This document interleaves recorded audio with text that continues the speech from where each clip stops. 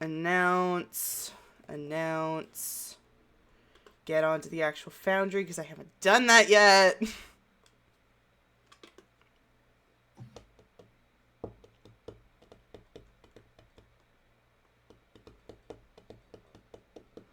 And look what I'm going to remember to do this time once it loads. Please load.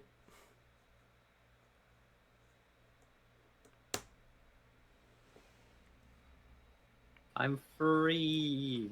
I can move.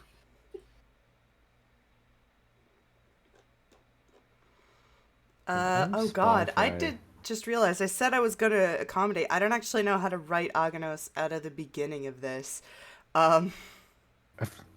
Also, I should probably heal. I mean, yes, you should. That said, However, the given circumstances makes that difficult.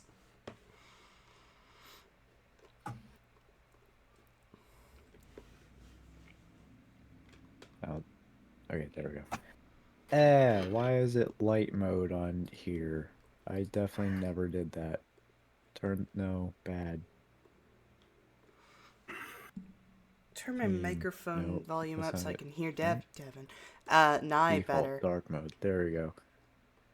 If you want to hear me better, I can move closer to my mic. It's Nye the one I'm struggling to hear for some reason. Probably because I'm a bit further away from my mic. Ah, there we go. I was about to, you know what sucks is, hey Woogie, I was about to ask where Niseko was, and then I remembered, oh yeah, I killed her.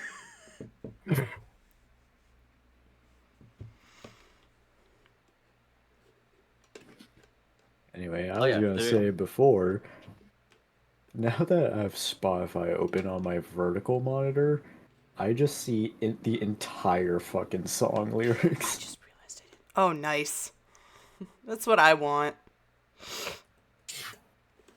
I got so used to not playing as Holly that I forgot to put Holly on in my VTuber.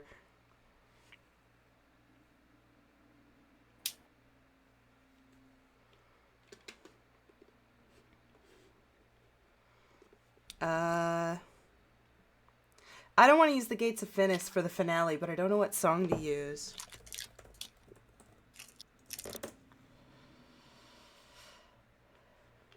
Maybe this one? Yeah, that'll work.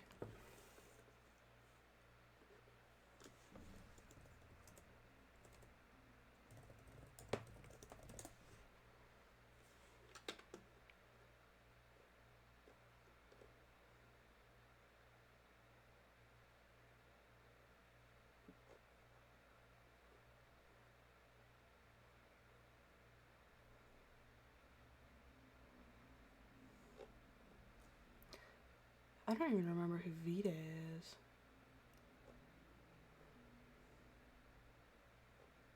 Where's my phone?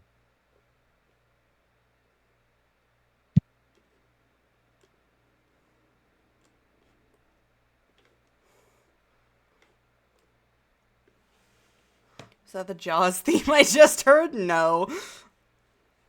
That would guaranteed get me copywritten. Would you like it to be? No.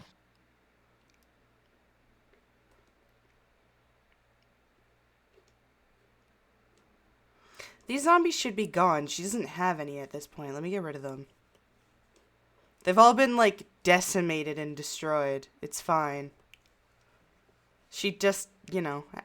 It's only been... Let's see, it was sunset. It's only been at most 12 hours since you were last here. I don't think she'd have time to replenish her zombies, especially since she doesn't make them... She doesn't kill people to get them.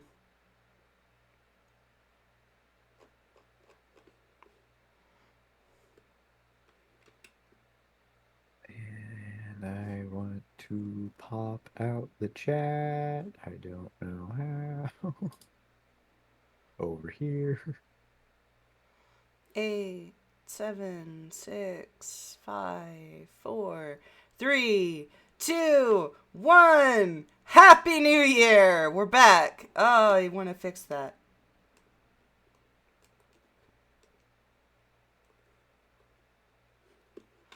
Oh my god, it's been 7,000 years. Yes, it has. God, it's been so long. Okay. But that's fine. I don't need to remember what happened last time because I can sum it up with fucking, like, 10 words. Good news, everyone. It's the end of the world. Damn, it's 9 words, not 10. But that's fine. That's where we left off last time. If you add the damn it at the end, then it's 10 words. No, but that was out of character. Okay, so, shut up, phone! Hey, did you know you should be streaming right now? No, that's not my stream alarm. My stream alarm is on my computer. My phone tells me to do my Duolingo, which I need to still change the fucking app for. Someone give me a better app I to do missed that. the initial clusterfuck of a stream. Man, shut up! Accurate. So, okay, what actually happened last time? You found Lavinia, you killed Crawford, you almost killed Lavinia, but you were stopped by Banshee because she's a fucking real one. And then you helped Kai, and then the apocalypse started, and you were, like, in there for a minute before something brought you back to Nancy's house, which is, for some reason, not covered in this darkness, although you will notice one big thing that's different.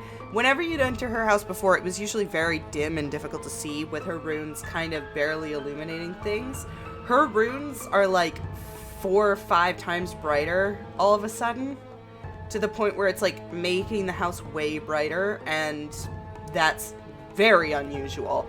But a lot of things are unusual when it's the apocalypse. You also found Aganos, but he's dead. He's not. I'll move him. He's over here. Let's put him over here. He's off to regrow his tree bark because he was chipped last time. Yeah, That's how you rewrite Adam being missing for this one. He's dead. I don't want to kill Aganos. I like Aganos, and I want to use him in a later campaign if I can. we don't get a long rest, but Agnes does. I'll He's a put sleepy her boy. in the middle because she's, you know, that.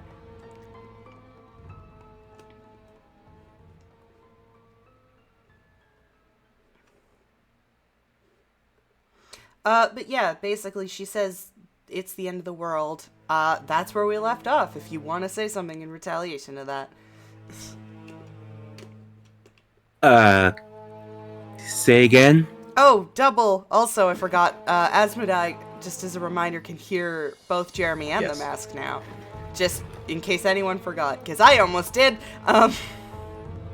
Everyone can hear Mask, but I can only hear Mask and Jeremy. Yeah.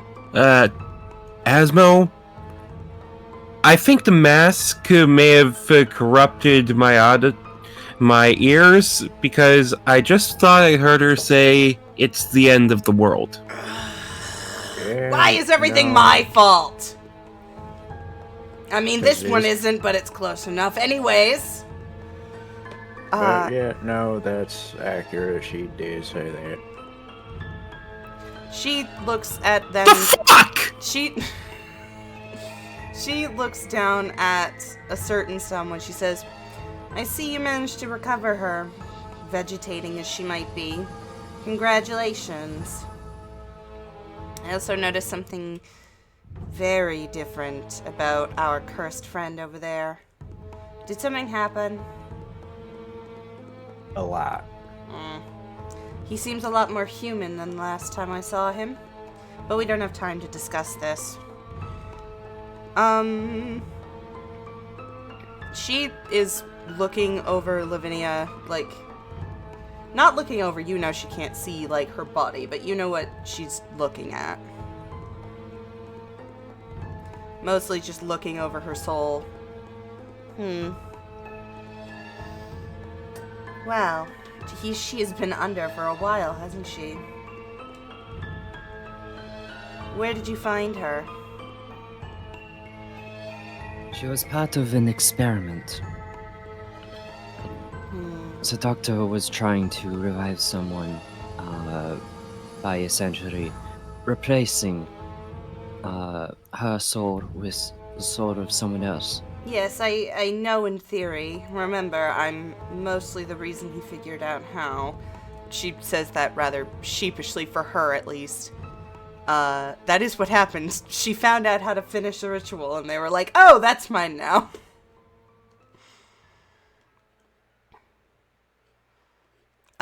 She sort of turns away, and she's like, doesn't matter. There's gonna be something we can do to fix this. In fact, I think I know what it is. Unfortunately, I'm of no help to the three of you, so it's going to be up to you, which is a shame. On her table, there is parchment, and one of which you would recognize, like, the paper on it is detailing, like, the items you got for Kai. Like, the lore keeper, the pendant from Eve, all of that. But the other two are unrecognized. She's reading through them, and she says, I should have known something worse was going to happen if I let you finish this, but I suppose my curiosity got the better of me. No matter. I know that we can fix this, because this is only the second part. As long as you're quick, the third part won't come into fruition. I'm sorry, parts? Mm-hmm. I'm certain that he referred to it as a sister ritual to you. Apparently, the boy isn't smart enough to realize that sister ritual does not mean ritual for his sister. It is simply the sister to the one that brought him here. That is what this apocalypse outside is. I did assume that the result would be catastrophic. I didn't think it would be apocalyptic. No matter. The third Last part... I checked, he didn't create something like this when he arrived. No. Last I checked, he didn't have the ability to do what Eve can. On a greater scale. Yes, that's where the third part comes in. Apparently, he's just a storage unit. I was wondering why he had such immense power and didn't know how to use it. It's because it's not native to him. And she holds up one of the papers you don't recognize. As it turns out, there's a conduit coming its way to take that power from him. They're able to control this. They're going to be able to absorb all of this magic and fix everything. The only problem is, if I am correct, this isn't good at all. Because that's Stygian's magic. And I don't think I need to tell you what that means if someone is able to take in that much amount of power.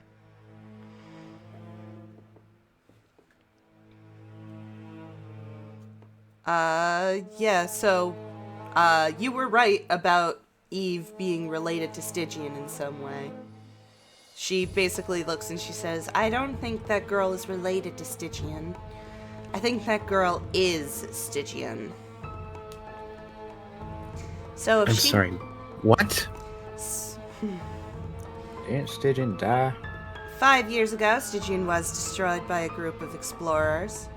But Is this like a reincarnation thing? If you would let me finish, cursed one. Sorry. She is. I'm not upset that you're interrupting. She is. I love that you're interrupting. She says, truthfully, I don't think anyone can actively kill a god. My guess is that that when her foremost shell was turned mortal, she dispersed herself into multiple pieces across the planet, with Eve being the biggest one so it could go and collect her other pieces. Currently, this is her first attempt. She's going to go and find Kai. She's going to take all that magic, and if she does, she'll have no problem finding the rest and coming back. Only this time, Solstice is also taken apart and won't be able to help stop her.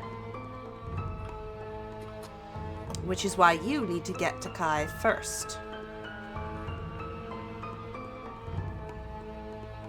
Yeah, how are we gonna do that when the orb that's surrounding him now suffocates us? It's more than surrounding him. If you would look outside, I'm sure you'd notice. And sure enough, there's nothing outside. The windows are completely black and misty. Are we able to pirate this house? Perhaps get it closer to the source? Even if we could. She's a necromancer, not Baba frickin' Yaga. She nods and she says, and even if I could do that, I don't know how long my defenses are going to last. Because to be honest, I didn't think they were going to work, period. However, I did say I had good news. I do. The only problem is it's also accompanied with some rather bad news. The good news is I can give you an artifact that will be able to let you traverse this magic. It isn't pure because it's only a portion of Stygian existence, so you would be able to traverse it with this thing called a Soulfire Lantern. The bad news is who I have to use to do this. I can't use Jeremy or me because cursed souls aren't valid, and if I were to use you two, you would be husks unable to fight, and I have a feeling if Stygian is involved in this in any way, then you're going to have to. I don't sense enough magic coming from the two over there, and she points over to your retainers. And then she glances past you, Jeremy, and she says, that means we only have one option. And you hear the mask. How poetic, huh? So, are you saying that you have to...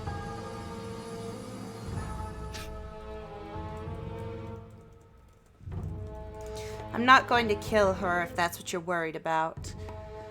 But I am going to put her in some compromising position. Essentially, I can take her soul out of her body without killing her because the mind and heart will still be functioning. But if the Soulfire Lantern is destroyed in any way, her soul will pretty much immediately move to the afterlife, and there's nothing I can do at that point.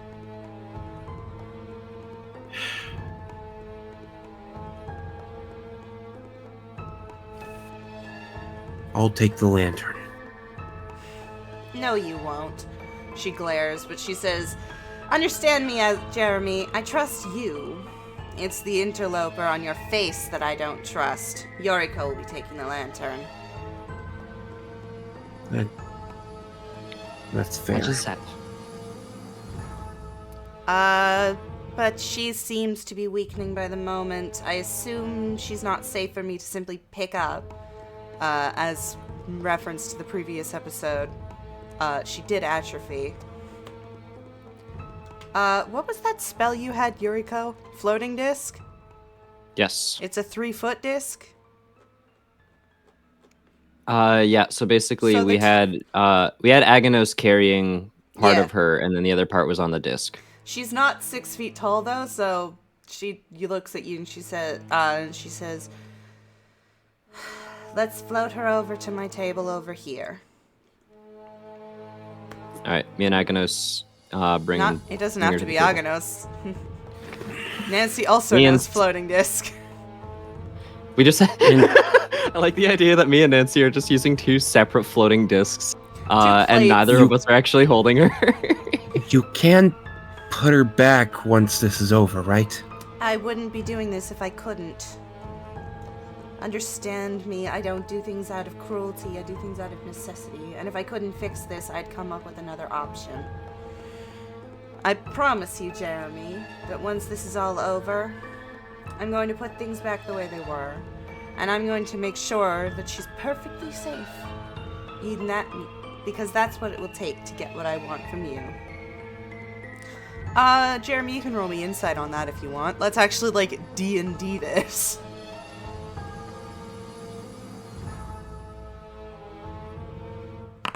Never mind. Wow, I forgot that your wisdom was bad.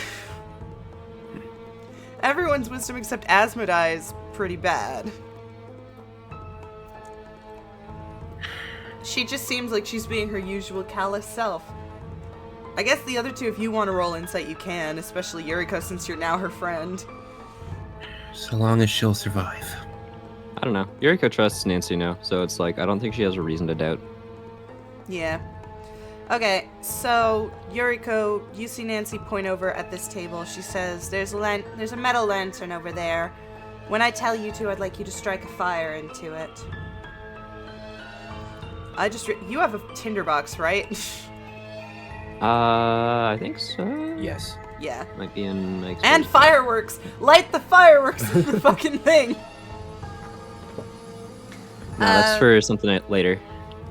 Nancy's eyes start glowing a faint, like, pale limeish green as her hands kind of lie on Lavinia's breast for a moment. Before, I guess, Asmo, you would see this. The others wouldn't right away. You see this first when she starts almost rippling, like she's separating her soul from her body, and you see her arms sort of sink into Lavinia. Her like spirit arms, ghost arms. Jesus, Clover. And for a moment, the others don't see this, but then it becomes more apparent as she separates more and more. And then very slowly, she pulls her hand out, and within her hand is a pale blue orb that kind of looks like it's flaming, but moving very slowly. It is pure energy. And with her real hand, she points at you, Yuriko. I light the lantern. All right. Additionally, because Asmodai is seeing this before we do, does that basically mean that he's like seeing it on a lower latency than we are? I guess. We're watching this soul ritual with higher ping. I mostly meant it in that he's more spiritually tuned, but sure, yes. She motions for you to bring the lantern over as she's basically, like, her hand is flexed very hard to hold on to this thing. And then as you bring it over, she opens the side of the lantern and sticks her entire hand with the soul into it, like her whole physical hand and spiritual hand, and for a moment, nothing happens. And then there's a shockwave of air, good God, as it and as you three recover from that shockwave, the red flame that you put in is now a much bigger and much grander purple, and it is much larger as she closes the door and seals it to the lantern and hands it back to you, Yuriko. And she says, "Let's be clear. If this thing gets broken, not only will she not recover, but I won't be able to get to you. You have one chance to do this." Then we probably shouldn't fuck it up. And the mask has, gone eerily silent. What just happened? I set a light on Yuriko. Gotcha. Okay, well then hang Very on. I have pink. to actually change something.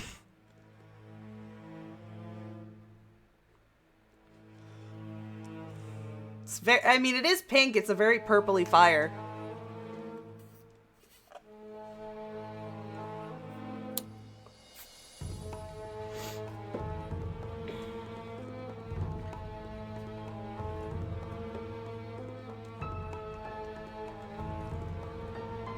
Hang on, I actually do have to fix everything there. Okay, oh wait, no, one more. She says, "Now as for finding Kai, I assume you're under the pretense you're going to have to find him, through where you left him. I don't think that will help. You're going to have to find his physical form, his physical body. Thankfully, not only do I know where it is, but you've all been there before." On that road over there? No, he's not buried. Do you recall the 10,000-year-old corpse that I was working on? Is that Kai? If only. But they are connected. I assume you'll find the boy in that cave. It goes by other names. And she looks at you, Yuriko, and she says, have you heard of Alrein's Maw? Sorry, Ramaya's Maw. I forgot we renamed the planet. Yes, that is where Shujin, or I suppose Stygian, was buried. Close. Lots of people theorize that, What? and I do agree. It turns out it was a portion of her Yep. power that's been buried there. And she turns to you, Jeremy, and she says, I assume that's why they brought you there. You're the closest thing related to Stygian that isn't the boy. Wearing that thing on your face. That thing was trying to do the same ritual it did to Kai 10,000 years ago, but this time to you. If you're going to find the boy, you're going to find him there.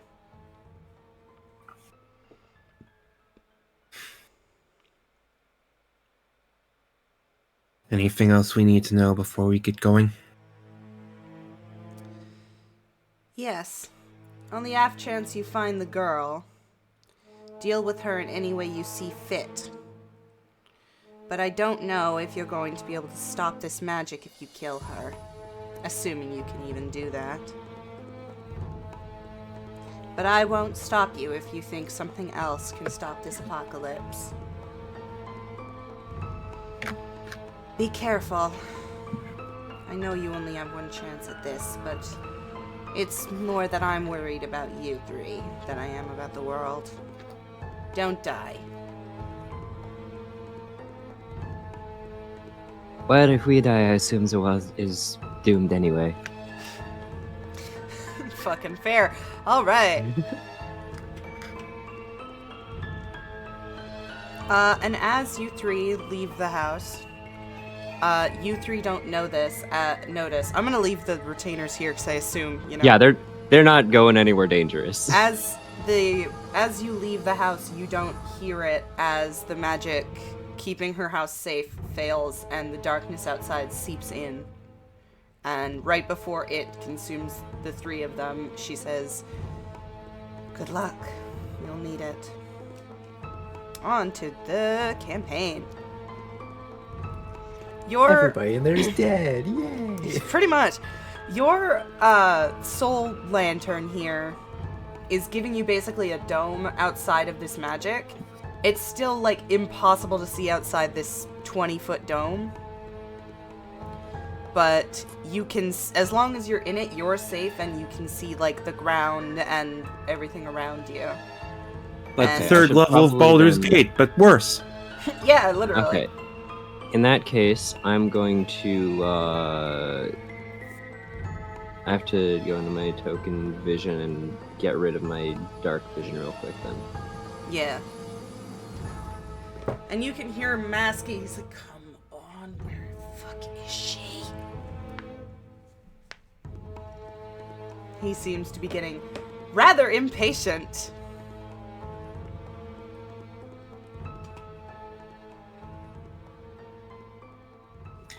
Fuck it. Anything you'd like to share with the class? Oh, now you're talking to me, huh? Shove it up Well, your... it's the end of the world anyway. Might as well. That's what you think. Shove it up your pie hole, butcher. Don't go too fast. Jeremy has to keep up or else he's gonna die. I know. I'm keeping him in the edge. What are you guys... You guys can continue your conversation as well. Oh, I can feel it. Where is she?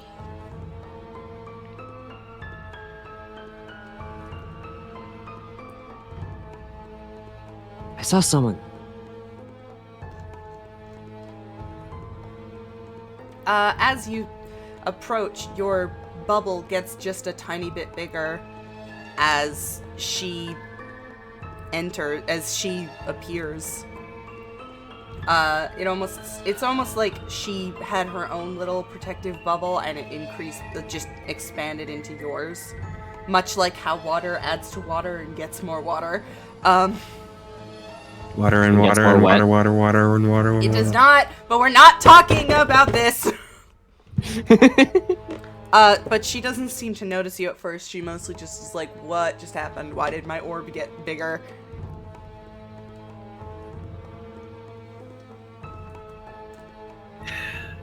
Hey, Eve, do you have time to chat? She, as soon as you start speaking, she turns around and her eyes, like, they are huge and terrified when she sees the three of you. But it doesn't look like she's scared of you. It looks more like, insight, actually, all three of you. I'm not giving you that for free. Fuck you.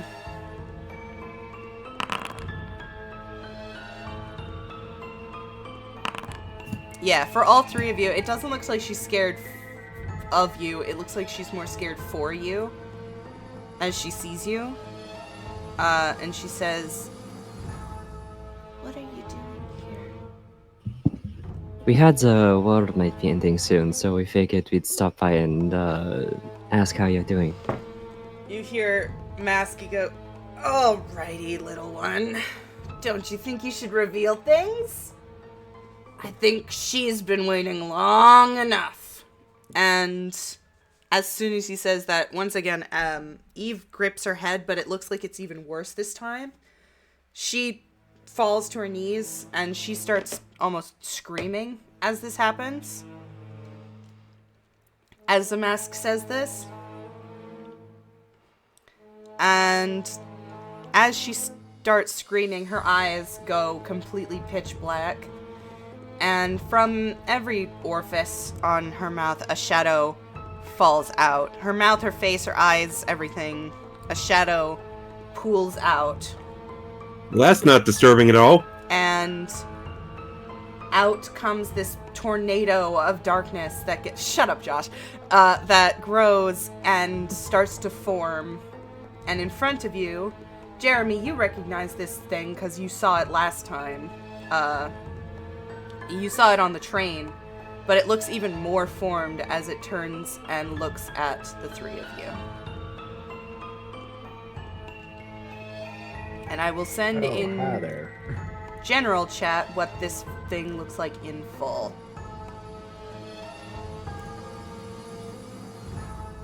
And I'm sure you don't even need to ask, because as soon as you see it, the mask looks at it and goes, "There you are, my lady Stygian."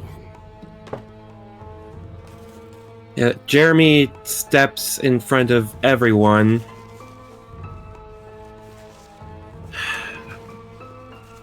She looks down at the three of you. The shadow does, and she says, in this ethereal voice, kind of like, you know the effect you have when you reverse a reverb thing? It's like that, she says. "You've done well, Visara, up to this point. I admit you exceeded my expectations." Jeremy, you were gonna say something? What were you gonna say? As the vessel of Visara, I request... What the hell is going on here?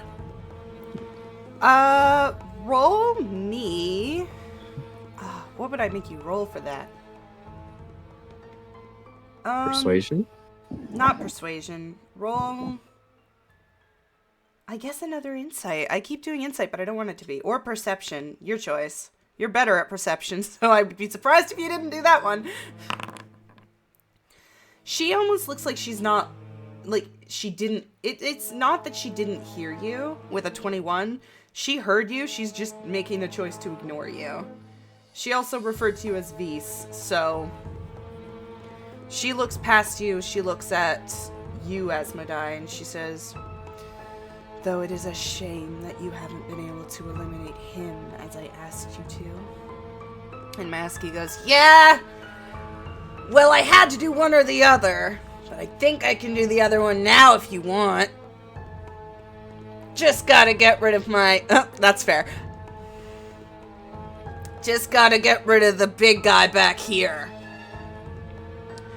And there's a pause as Stygian raises her hand, her ghostly hand, and very gently flicks it up. And Jeremy, with a force that you have never felt before, you felt a bit of a push before, but this is like the most violent shove almost you've ever felt. And at first, you're unsure why. You've just been pushed like 30 feet, like not 30 feet, but like 10 feet back. Where the fuck are you? There you are. And for a moment it takes you to recover, and then you realize you're standing over there. You can see yourself standing over there. And what the other two see when she flicks her hand like that is Jeremy starts to mutate pretty fucking gruesome. Much more than he normally does when he rages. He's bigger. Rather than having just his teeth, he grows sharp claws and a tail-like appendage. And his mask sort of blends into his face. He's grown even bigger. And you hear him say, "Now we're talking!" And you hear that come from his mouth as he unsheathes his Lord's Bane. And you hear Stygian say, "Eliminate him first." So, Jeremy.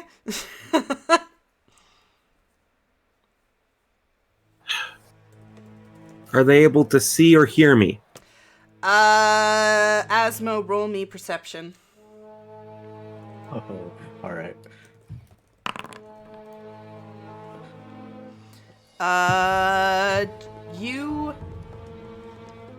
When that happens, you look and you see like a flickering of Jeremy here. As I think we're going to need your connections as well. Yeah, probably. What's the name of the fucking song? Hang on. Daughter of the Dark God? Thank you. Yeah, I'm Wow. already playing it. Fucking same brain cell, what the hell?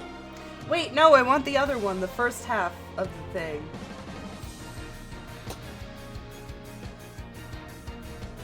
Whatever, this works. Would Whatever, it be it works. those, Roll me those initiative. the governed reason? I need to start a fight. Encounter. Okay. Boop. Yeah, everyone can roll me initiative. I didn't realize they played those who govern reason first. Those that govern reason? I'm guessing I don't need to roll initiative. You can if you want. But yes, I can, like, just throw you in there.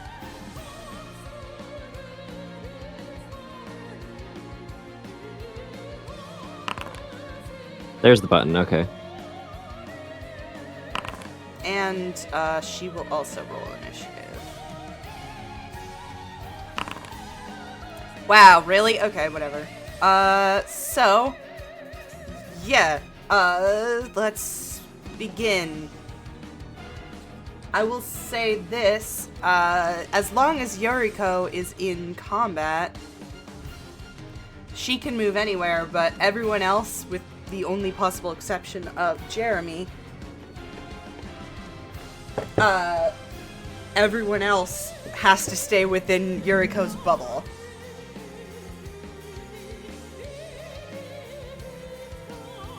So let's fucking do this. He starts, and as per his instruction,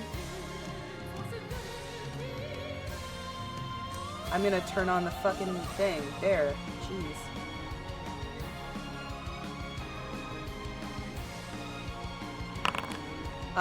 Yeah, that hits him. Damn.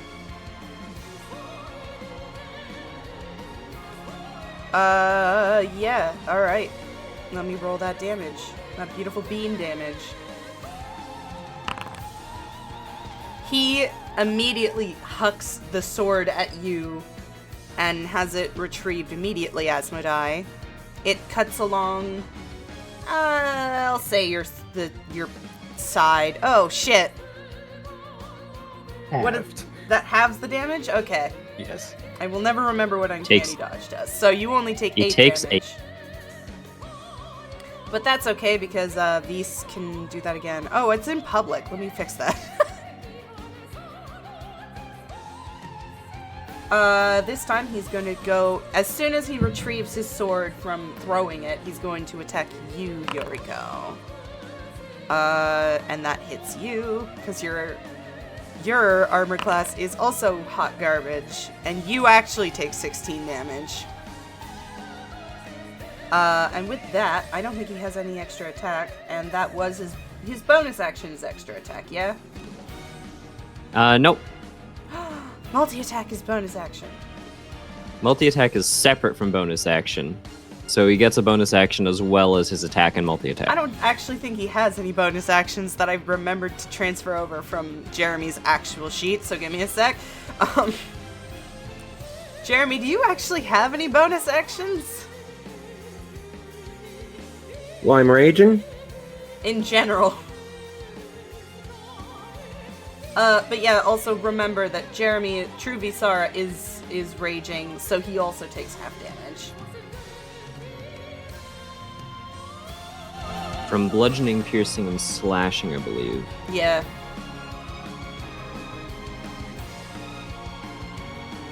But yeah, that's all he can do. Immediately he slices both of you. So, I think it's, by the way, immensely, in a very sadistic way, amusing to watch Jeremy, who is watching himself basically kill his only friends.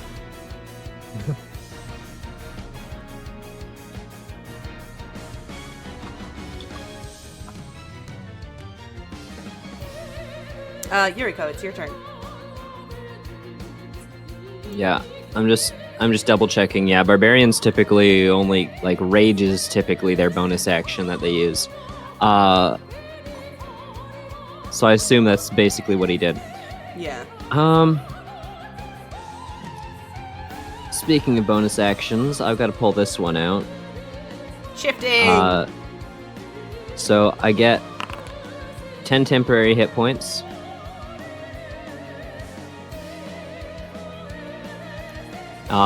And my movement speed is 40. Next time he ends his turn within 5 feet of me, I get to... Or, hold on. I can move 10 feet when a creature ends its turn within 5 feet of me. This reactive movement does not provoke attacks of opportunity. Wait, sorry. Sorry, so you can leave without getting attacked? Only when he ends his turn, but I didn't have this procced when he ended his turn, so it doesn't trigger on this turn. Gotcha. My move speed is 40 feet, but that will not help me escape here, so I'm going to stay where I am. And I am going to... Oh, yeah, that's right. There. Huh?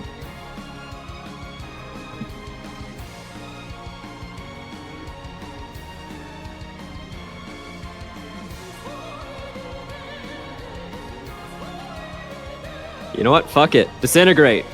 Oh, yeah! Oh shit, wait. Do I have to make that No, I saving can't. throw? I can't. No, sorry, I can't do that. Oh no, your spell slots! No, it's not. It's not the spell slots. It's not the spell slots. It's that it'll be at disadvantage. Oh, I mean, you can do it anyways.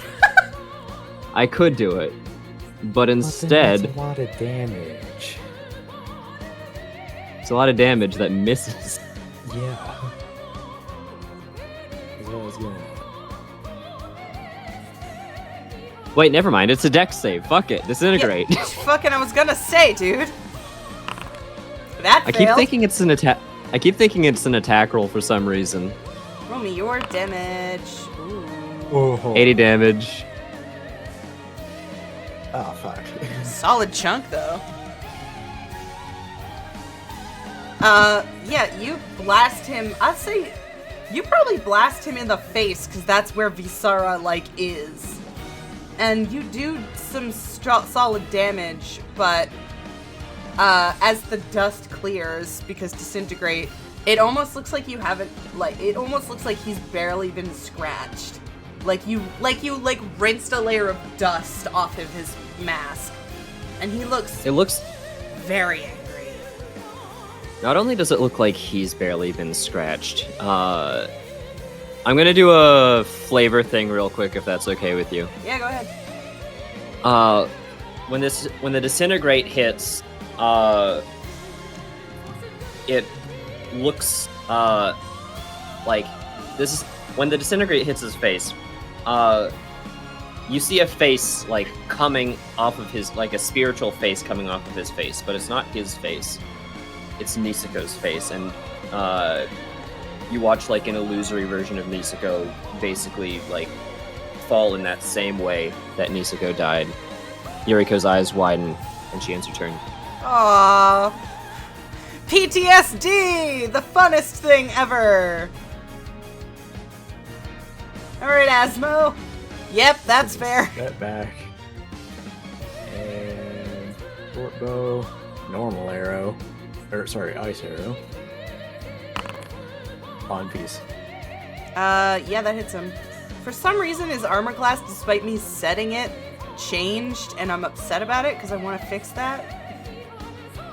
Something tells me that's from being an unarmored, yeah. 13 plus sneak. It is, because here it goes right next turn. Wow, yeah. And then I'm gonna Wails from the Grave onto Stitch? Stygian. Ooh. Yeah, I'm just gonna see if it does anything, because I have a feeling it's not going to. Anyways, 8 damage. As you do that, and you attempt to use it on the shadow, yes? Yes. It goes straight through her instead of, like, it comes from these, but it goes right through her almost like she's gaseous, and instead it goes right into Eve. Which Stygian only responds when it goes through Eve, and she does flinch, and I'll toggle her bar on as you do that. Oh, great. Now I gotta beat up a child. And that's my turn. Okay, well, it is Stygian's turn. Let me go. I gave her a lot of spells. As you're at the... let's see. Will you, Jeremy... wait, not Jeremy.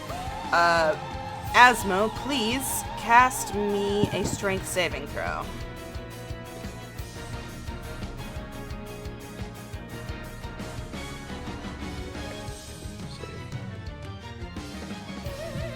Asmodai doesn't have any spell slots to cast a strength saving Shut throw. up! It's not letting me up.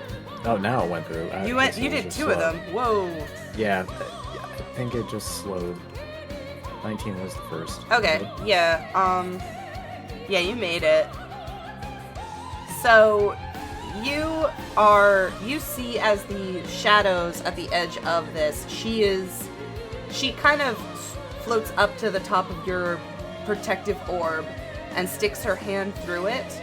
And when she does that, like, a bunch of the darkness kind of stretches out at you like vines, trying to grab you, but you are able to pull away from it into the light of the Soulfire Lantern. That said, this entire area, she is concentrating on doing that.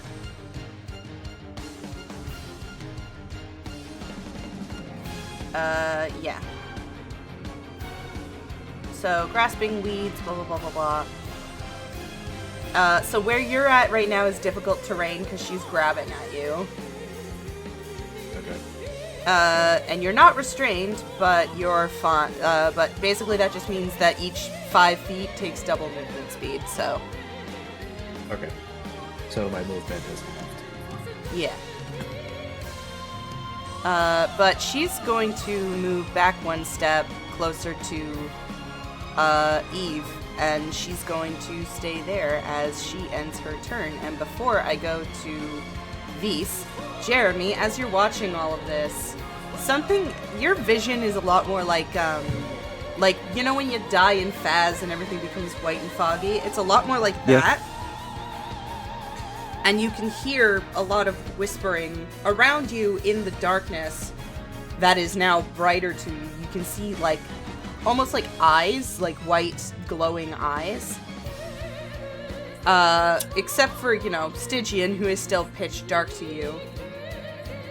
And behind her, where Eve is, you can see that the same wavering that Nancy had when she was doing her ritual with, Lavinia, the same, like, wavering, like something's trying to push out, that's coming from Eve, which is odd, because if she's just supposed to be Stygian, she shouldn't have a soul of her own like that. But you do notice that, because Stygian seems to be focused on keeping the girl, has now focused her defense on the girl. So, you may do something before I'm gonna put you... Oops. I'm gonna put Jeremy is gonna, well, metaphorically take a breath. I don't think he really needs to breathe in this form. Yeah. And then start to walking to Eve. Okay. I'll give you the same as a medium, same speed as a medium, what is the word? Asimar, Creature. so you have 30-foot flying speed. So I'll put you here. And next turn you can get to her. Okay. Unless he dashes. Yeah, you can dash if you want.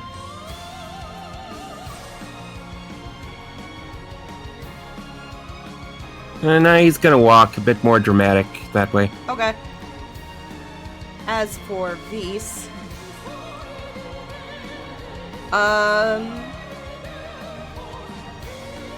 Can we see Jeremy, by the way? you can't.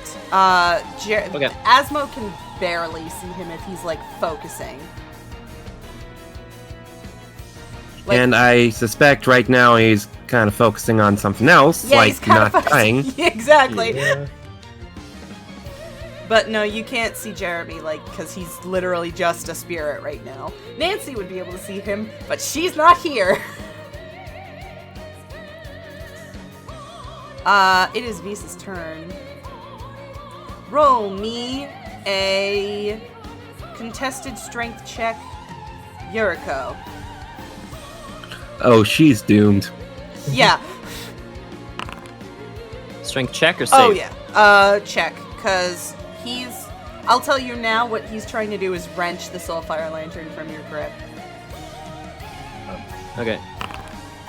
That failed. Yeah, he successfully basically rips that out of your hand. And he doesn't look like he wants to break it yet. You can suspect that's because he's still holding onto a mortal body. You can keep the light on you unless you move away from him, so, like, because he has it. Okay. But he's holding it far from you, and you can have an attack of opportunity.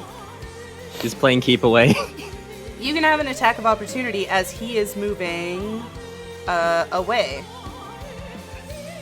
I like to assume that he's like, he takes it and then he just starts like holding Yuriko's forehead with one finger as she's trying to like reach for it. She absolutely, yeah. Do you want to take an attack of opportunity? Yes. Yuriko is going to like realize that the finger is holding her in place and she's gonna slash at the wrist. Oh shit. That missed. Aww. Fucking I think drops he the just dagger. fudged the roll. You have inspiration, She- don't you? No, you She don't. She tries to push the dagger into the wrist. It like bounces off and she drops it. Aww. He moves 15 feet this way. So I'm gonna also move. Oh yeah, Yuriko, you're gonna have to shift where the light is. Basically, Asmodai, you are no longer in the protective light of the lantern.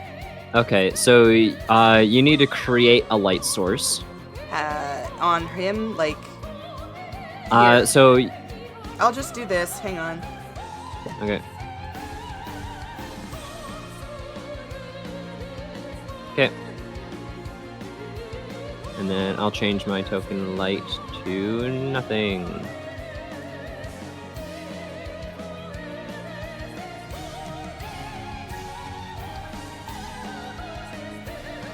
Just, it's easier that way because I don't know how to do advanced options. And that's the end of his turn. Yuriko, it's you. Okay. I really gotta use the 4th level slot on this, but I'm going to cast Hold Person Okay, on him? on Jeremy at 4th level. Yeah, okay. D18 save. Does Jeremy even count as a person I these was gonna days? say, I'm not sure if this would hold person or hold monster, because he has a tail and claws and whatever. But yeah, I'll let this count. D18 He has a was- human. He has a human-ish body. Why won't this apply active effects? The ish is doing some heavy lifting, I'll admit. Yeah. Heavy lifting. Yes, it worked. Apply the fucking effects to Beast. He can no longer move.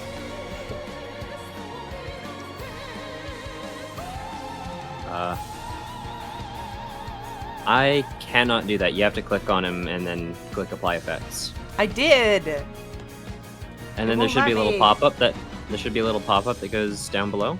It's not. I don't know then. Regardless, he is restrained. Yeah. Or sorry, Also, I think everything he's just broke. I think There we he's paralyzed. go. Okay, so I'll put that. Yes, he's paralyzed.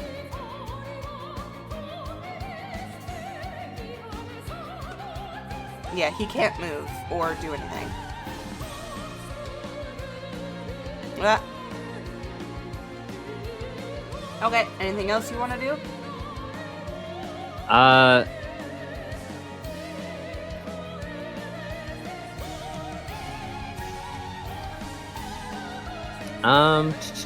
So that's my spell that I've used. In terms of bonus actions, I don't have anything up. I don't think. Yeah, because I'm concentrating on something else. I'm just gonna like strafe a little to the side, I suppose. Okay. Pass your turn over. Oh, Asmo, you are in that very killer. This darkness is, as we discussed in the last episode last month, it is killing you. Basically, you cannot breathe. It's the sound is somehow deafening, even though it's not, making sound. You know what I mean? Like it sounds like a hurricane almost. It feels like it's almost sucking your energy. And you don't know where the lantern is because you're on the outside of its light. You can make me a Constitution saving throw to see if you take damage, how much damage you take from this on this turn. It won't be very much, but because you've only been in here for a short amount of time. Yeah, you're good. You're gonna take literally 2 damage from just, in the death darkness. So, would I have been paying attention to what was actually going down so I could at least get some bearing of where I need to go? You did see him walk in this direction, yes. You're also still in difficult terrain, but that's fine. 'Cause Yeah. 10, 20, 25, yeah. You barely make it into the light of the lantern, and I imagine you take a gasping breath as you re-enter. I never liked you, Beast, and I really don't like you now. I wish he could speak, but he's paralyzed. Fuck. You still have your action and bonus action, I believe. Yep. Which is why I'm attacking him, and since with he's advantage. held- yep, I just read that. Yeah, that hits him. 26. So 8 damage. Hold on. from normal. Oh, never mind. And because I had advantage, I do get sneak attack. 6 extra. And... fuck it. Whales going after Eve. Okay. Yeah, I'm gonna apply all the damage you do to Eve to Stitch. Because that's who it's truly hitting. But yes, you do. Wow, that's a lot of damage. As you hit her.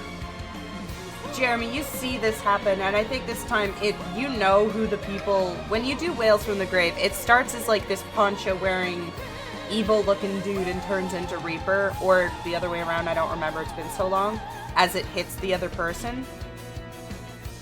So you see that, Jeremy, and you see when it hits her, that like etherealness kind of pushes out, like almost like it's trying, like brain, like it is hurting her, and her soul is like trying to leave her body because it is slowly killing her. That's what you see.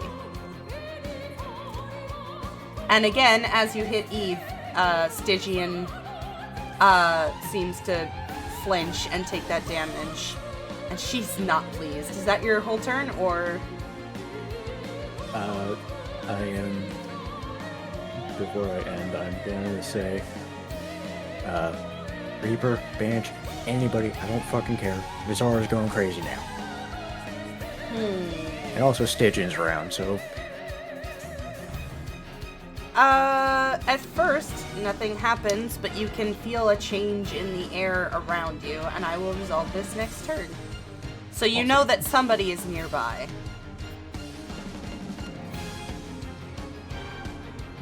That's it. Yeah. Alright, Stygie.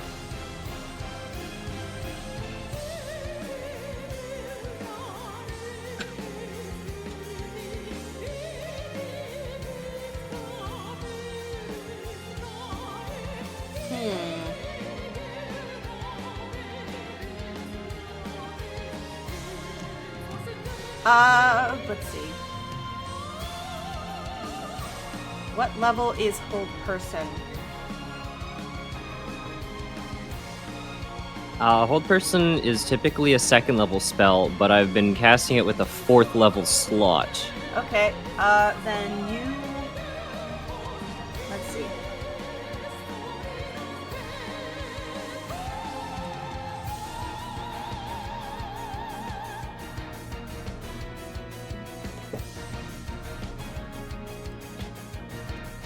Plus, her intelligence is +4.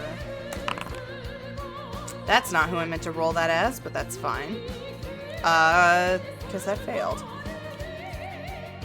Okay. You feel like as she seems to, like, her hair and everything is starting to get a little frazzled because you are starting to overpower Beast, which is pissing her off.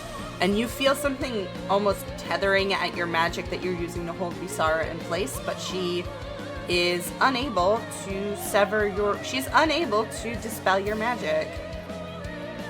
Which pisses her the fuck off. Yippee! Oh yeah, she has these. Okay, so she'll do that next time. That's all she can do on her turn, because again, I failed to give her bonus actions. Alright, Jeremy. You should be able to move that character. I gave you ownership. Okay. Okay, as you get to Eve, do you do anything specific? Question. Yeah. As a spirit, pseudo-spirit, whatever, am I able to enter Eve's mind in a way? I was hoping you would ask that, because the moment you touch her, it's almost like you're sucked in. And very briefly, sorry you two, we're going to take a moment. You'd be like, I'm not trapped in here with you. You're trapped in here with me. Oh no, Eve is Rorschach. Run. You don't recognize the place you're in at all, because it's immensely dark.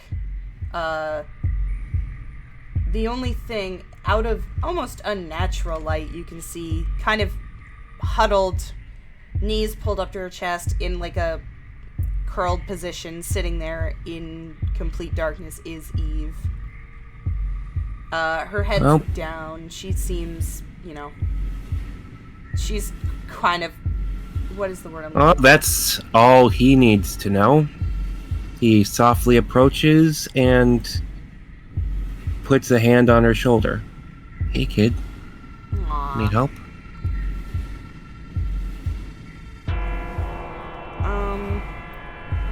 She doesn't look up when you do that. She says, "You should. I'm just supposed to be. I'm just supposed to be good.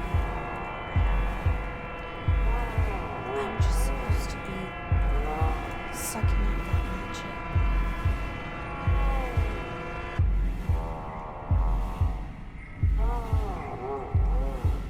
Do you want to? It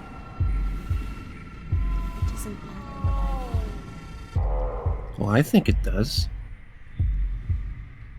God, I love Jeremy so much.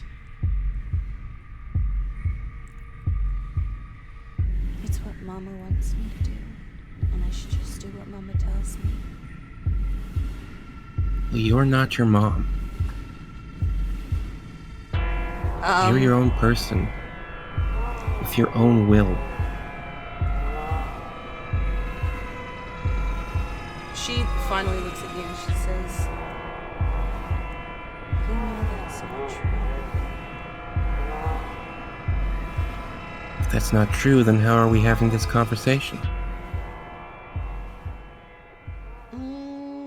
Roll me insight for that one. Aw, this kiddo. I love her. Her face sort of contorts when you say that, almost like, with a 6, it's easy. She's 5 years old. It's like she doesn't really, she, like, kind of understands what you're saying. And she says, "Mr. Justice is going to kill everyone. That's what she told him to do. And she wants to get rid of my brother first."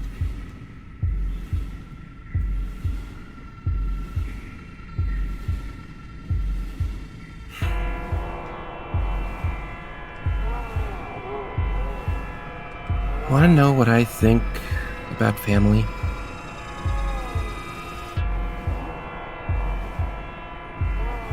In the end, family isn't who you're born from. It's who cares about you, who loves you, who will always be there for you to make you the best you that you can be. I'm gonna move back to the fight scene. That's the wrong thing. As he does that, not that one, the other one. The three of you, Jeremy, Asmodai, all of that. I can't select her, there we go. Notice, as she takes Stygian, like, almost like she kind of statics for a solid moment before she basically pulls herself back together. She felt that. And you notice as she is taking a significant amount of damage. Yeah, I saw that minus 200 there. Yeah, Stygian has 5,000 health. But I'm gonna move on to Vise because this is all happening mid-combat, and Vise has to make, what is the saving throw? I believe he makes a wisdom save at the end of his turn. Well, given that he can't do anything, that's intelligence. Wisdom, saving throw, normal. What does he have to do to make the save? What's the number? Yes, it beat an 18. He did. Yikers. Alright, at least we got one advantage attack out of it.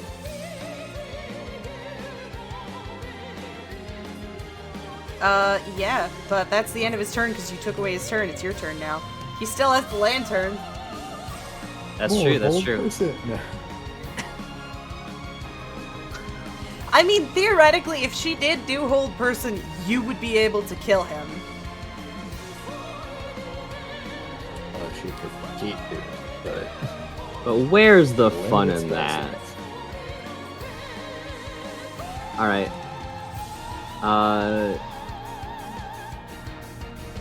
Crown of Stars 8th level.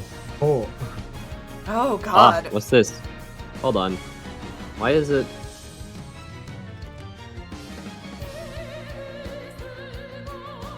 It's supposed to be a 30-foot radius of light.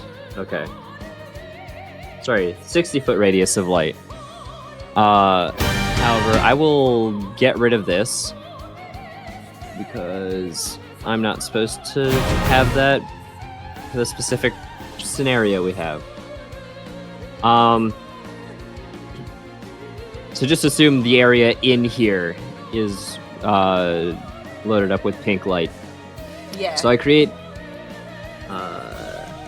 because it's 8th level, I have 8 of these motes here.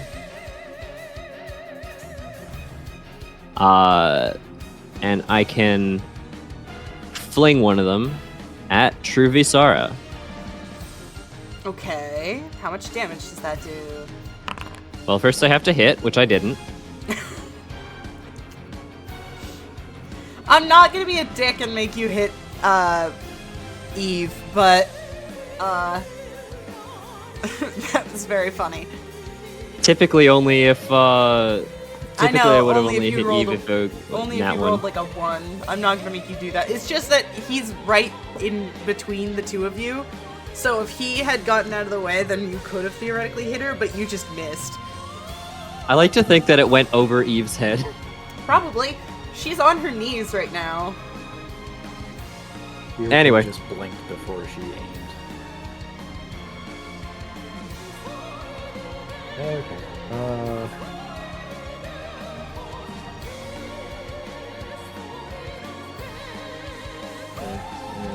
Ice arrow. Actually, I'm gonna steady aim, so I have advantage. 23. Yeah, that hits him. God damn. Yeah. 7 plus sneak. No, you don't have advantage and he's not near anyone. Yes, I do. Do you? Yeah. Oh, steady aim. yeah, duh. I literally just said that. Listen, I don't know things.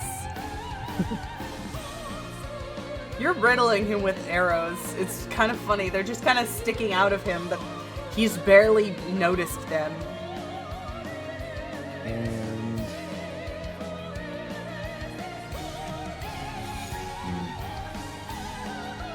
I'm not gonna Wales this time. I need to hold on to some. No, do it, coward. I only have one more. I know.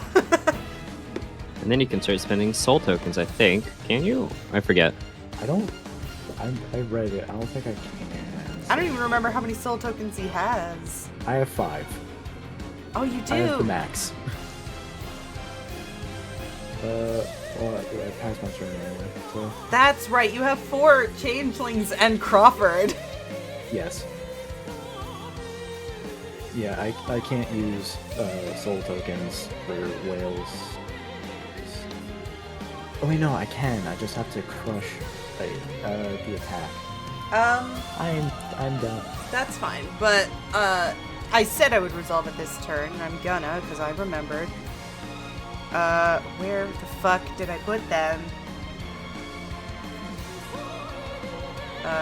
1,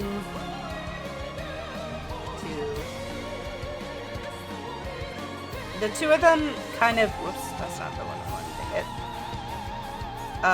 The 2 of them kind of flicker into existence, like they're struggling to maintain form while this darkness is around. But the pair of them do appear, and I don't know why she can't move. Did I seriously not sack a fucking movement speed this whole time?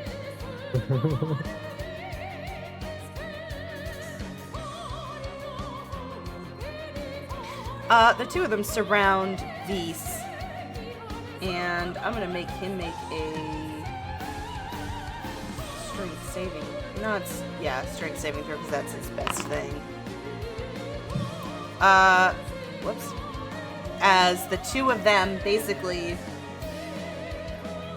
silently, which is super weird, they sort of hold him in place akin to hold person. Not like akin to hold person, like he's being restrained by some invisible force. Like like he can't move out of this 5-foot hole, like square he's been put into. As the two of them are working together. And it looks like it's a struggle, almost like there's only two of them, and you're like, hey, that's weird that there's only two of them, but again, you don't know why. But Banshee said that the answer to why you know all these things is coming soon, so you're probably not too worried about it.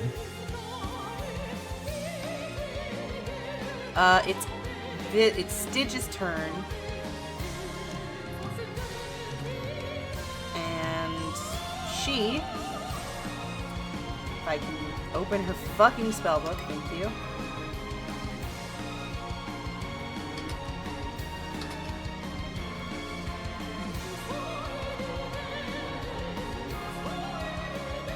Okay, not that one.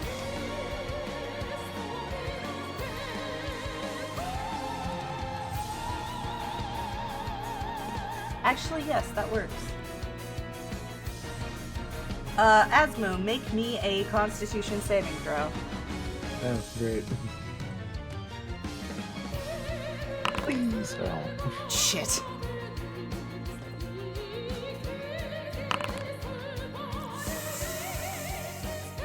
Okay, you suddenly feel your energy, much like when you were in the darkness, get just pulled away. And with a gasp, you notice you are considerably weaker than before. That's literally half your HP, I'm so sorry. She literally just completely, like, with a hand, she just pulls out, almost feels like she's sucking your soul away. And with that, she tries to blast these two, and I'm gonna make them both make saves of Constitution saving throw.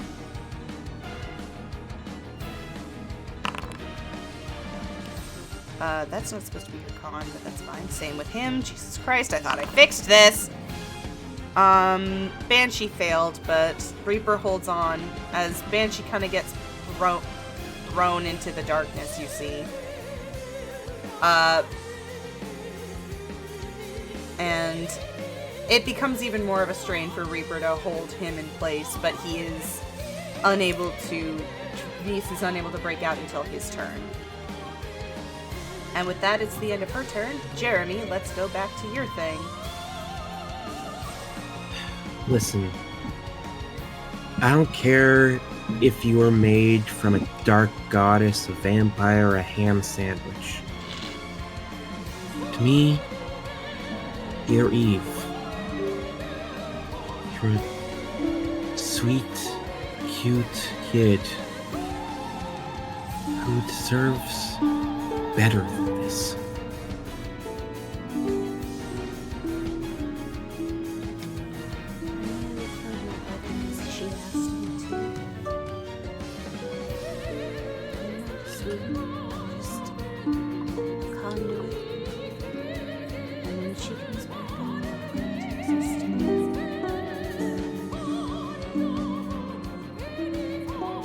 Well, you're here right now.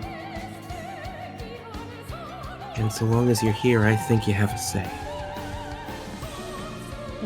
Make me a persuasion check.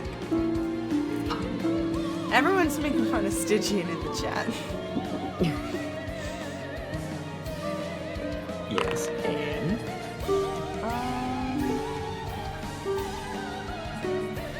Yeah, that works.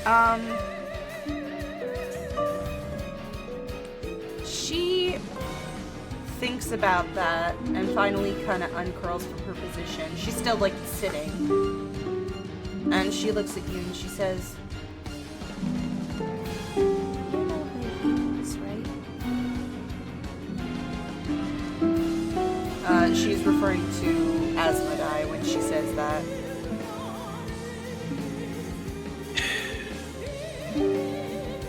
Well,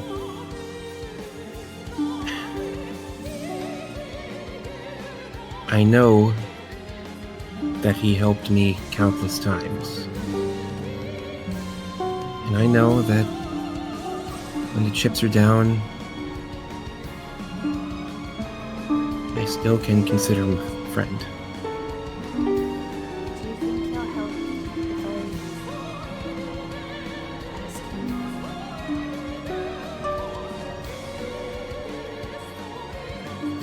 Yeah. Because I'll be right there when you do. She stands and she says, "Mr. Justice is going to cause some bad things to happen.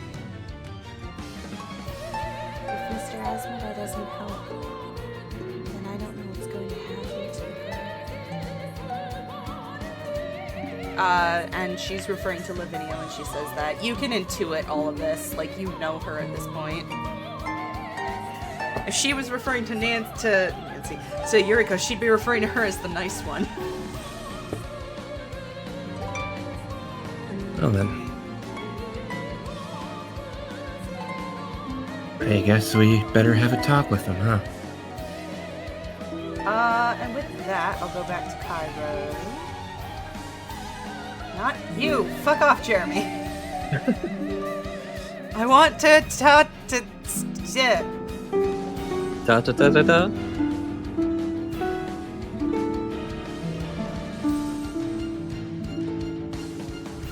She takes more damage, and she is unable to sustain herself again. This time, she seems to be, like, actively struggling with it. As you see, Eve, like, twitch, and you see her starting to move, like, for the first time since she's been let Stygian out.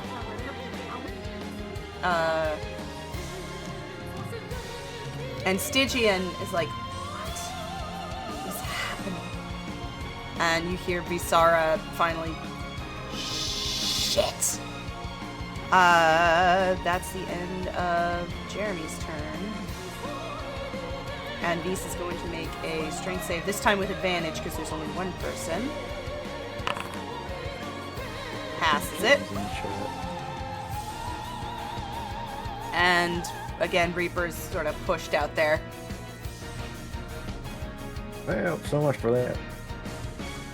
And he looks at the two of you, and with the might that only a demigod has, he raises the Soulfire Lantern as high as he can, and he throws it to the ground and smashes it. Hold on, I think I have a thing for this. I do! I cast Featherfall as a reaction! Is that what? Oh. Can you do that to a thing? You're the DM, you get to decide. So this is, So, when A I falling or a creature... creature's rate of descent. Falling you creature. can't do it on an item.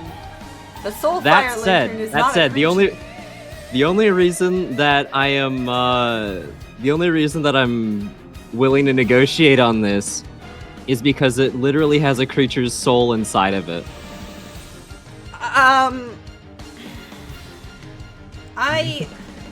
If you say no here, then I'll back off.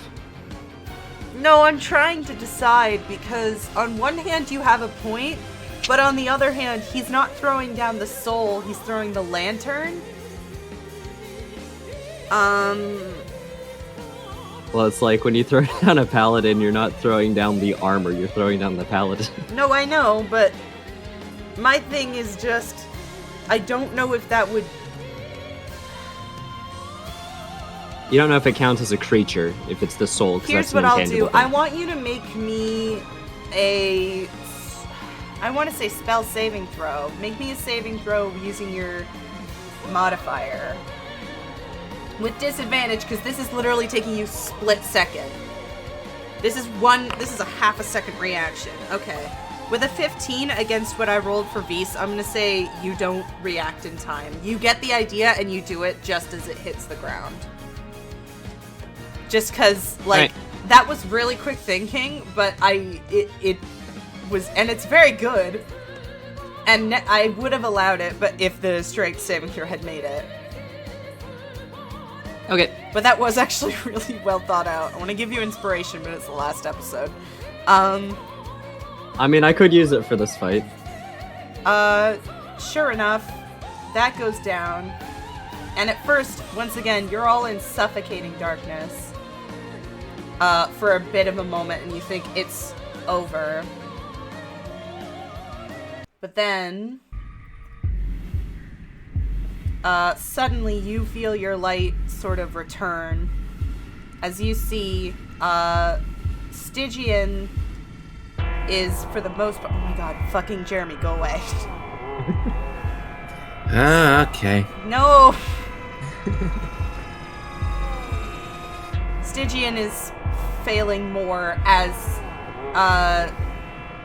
Eve is basically pulling her back in, almost, as she is using, you see her using magic that you've never seen Eve use before, as the soul fire that was there is sparking, almost like it's trying to push to the other side, to the ethereal plane, as she holds, but she's holding it in place, and it's taking all of her power. It's like flickering between two existence. And neither of you need to roll for this. You can tell immediately this is taking a huge toll on Eve to do. And she does it for her own for a bit before finally, like, it's starting to diminish, like she can't hold on to it. And she looks over at you, Asmodai, and for the last time, she holds out her hand to you.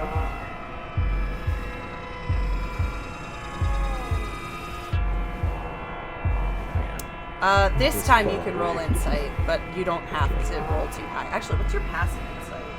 Oh, with a passive insight of 17, she looks desperate.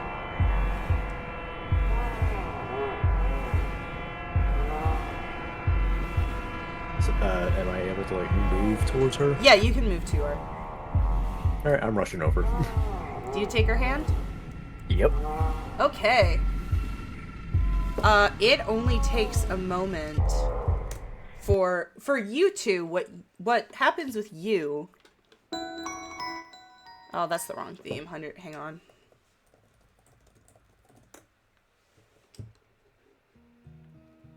You, as soon as you touch her, feel this rush of immediate memories from your time in this adventure, and your time as a thief prior, and your time in your childhood. And then when you're done in those memories, you go to a previous life, and another one, and another one. You see Levi Masters, you see Theo creating the soul capsule, you see thousands of lives before you.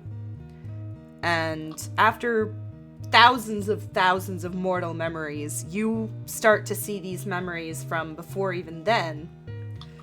You have memories of creating Karna, the Lord of Reincarnation, Geed, the Guide of the Underworld. You see yourself creating Wraith, one of the patrons who punishes those who were sinful in real life. You remember creating Banshee, who helps guide wayward souls.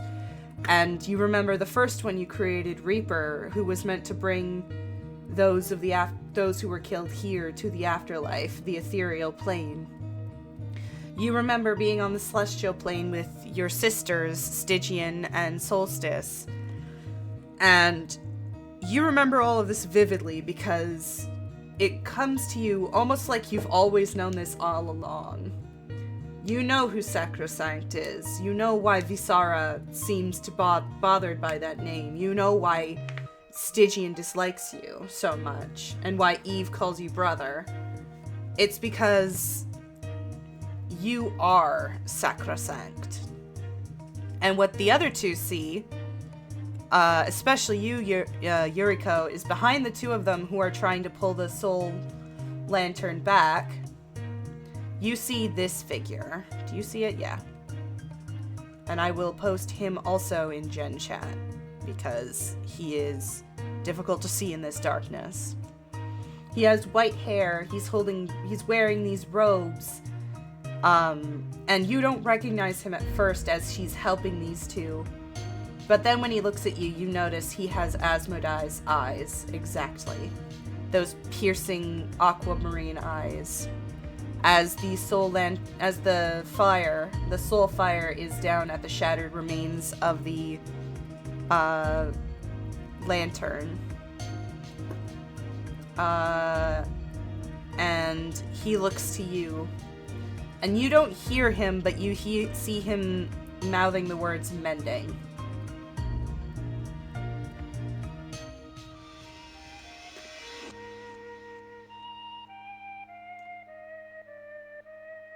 Here we go. Did I lose you?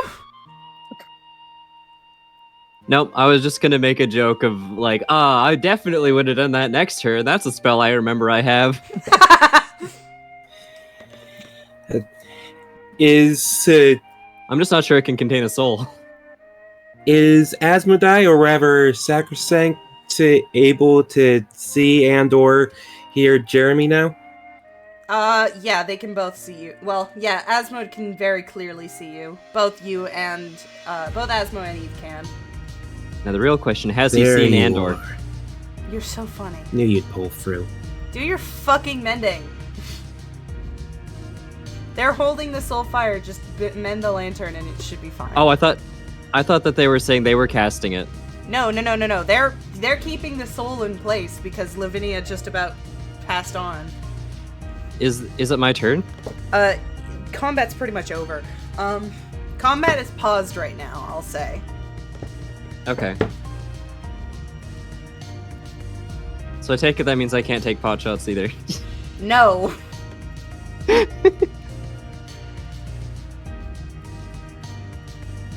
Damn. There's no, like, saving throw for it. Yes. It's just a thing. Do you just do it, then? Is that just how it do? Yeah, the spell repairs Okay. a single tear or break in an object you touch, such as a broken chain link, 2 halves of a broken key, torn cloak, or a leaking water skin. Yeah, so the two of them, while you're doing this, you mend this lantern together. As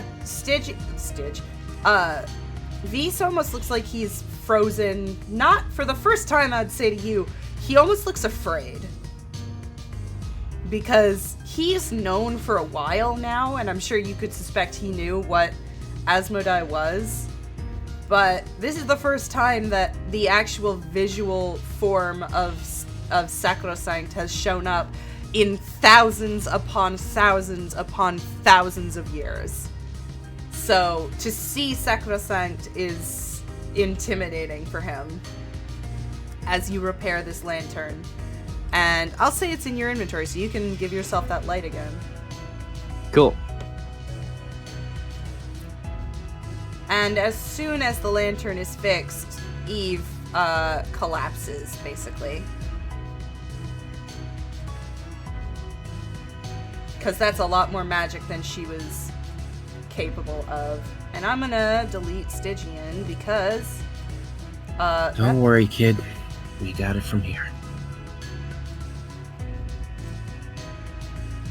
Because when she collapses, you hear Styg give a no! Kind of like a wail as she disappears back into Eve. And that's when Sacrosanct kind of also disappears because he was more the visage, like visual. Sorry, Wiggy. And Vise shakes himself out and he says, "Stop getting in her way!" All right, back into combat. It is Vise's turn. Cool. And in order to mend the lantern, I had to get within close range of him. Yeah. That hits you. for that much damage, and he's gonna do it twice. That also hits you. He swipes at you very viciously with Lord's Bane. Twice. Right across your chest, basically in an X format. And it cuts deep into you. Obviously, you take a lot of damage from that. I cough up some blood.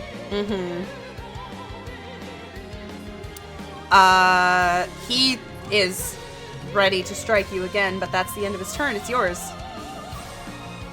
Okay, end of his turn. Yep. That's a reaction. Oh, not that way. Yeah, end of his turn as a reaction. Now it's my turn again. Wait. Oh, end of his turn, you move away so he can't do it. Right, I forgot you shifted. Yeah.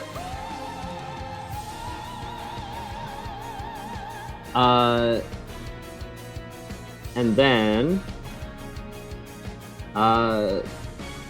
bonus action, hucking one of the crowns of stars. Okay. That did not hit him. Darn.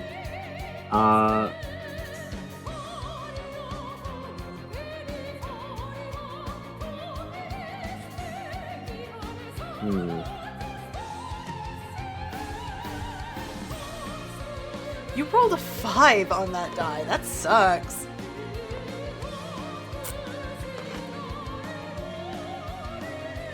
No, I can't cast that.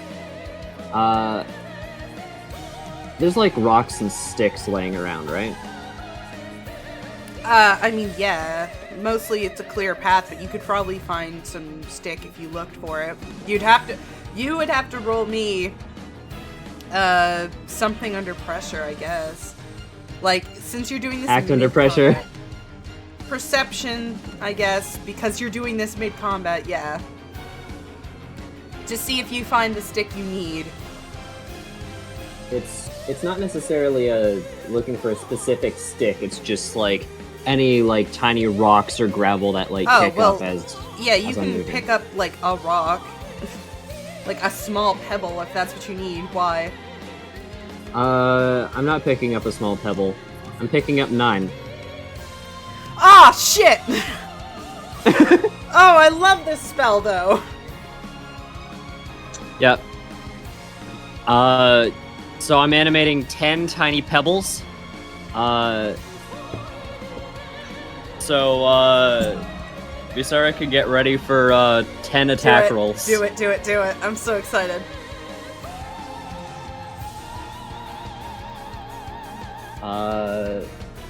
Tiny ones have. God, plus I remember 8 you to used hit. this on Lissa and it made me so. 3, 4, 5, five, 6, six, 7, seven, 8, 9, 10. How many Let's of them see. hit? 1, 2, 3, 4, 5, 6, 7, 8 of them hit. Okay. 8d8 plus 4 times 8. Jesus.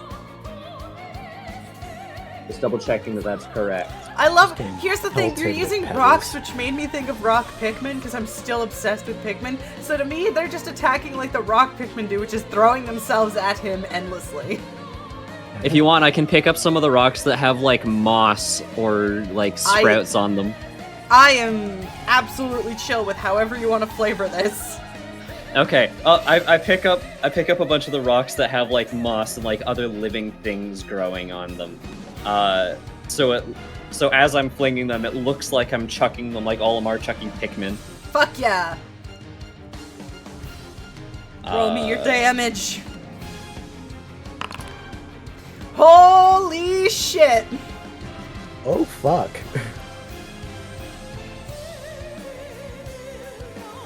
Oh wait, I actually don't think I can do that this turn. Can I attack as part of the same action?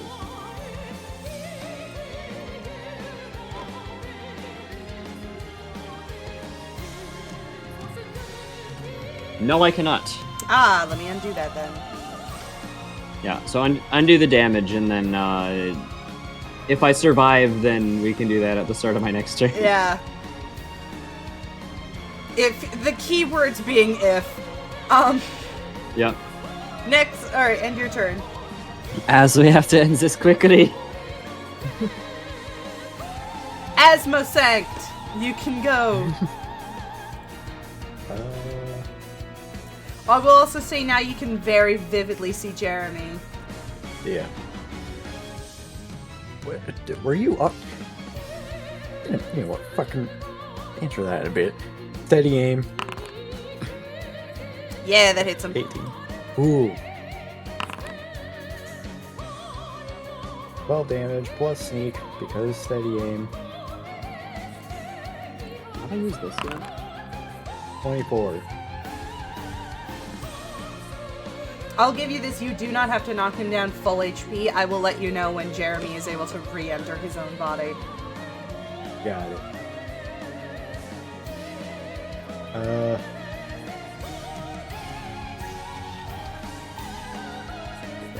think there's anything else that I could do. I can't wails on him.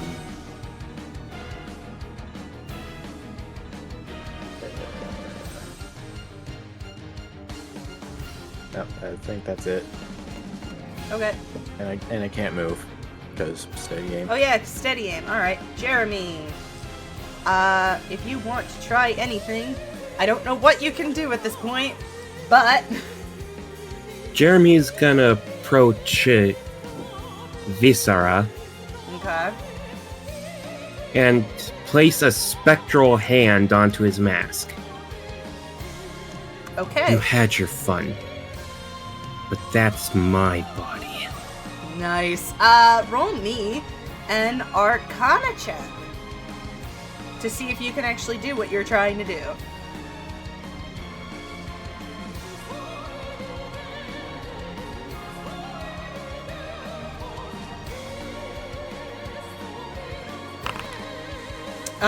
Not with a 9. You are pushing past whatever he's done, and he can feel that, but with, again, that magical demonic, ethereal, Stygian force he's been given, he sort of pushes you back a bit, and he says, "Not this time! Not till I put that fucking Godborn in the ground!" But you can try again next turn, and it will probably be easier. This is going to try and hit you, Jeremy.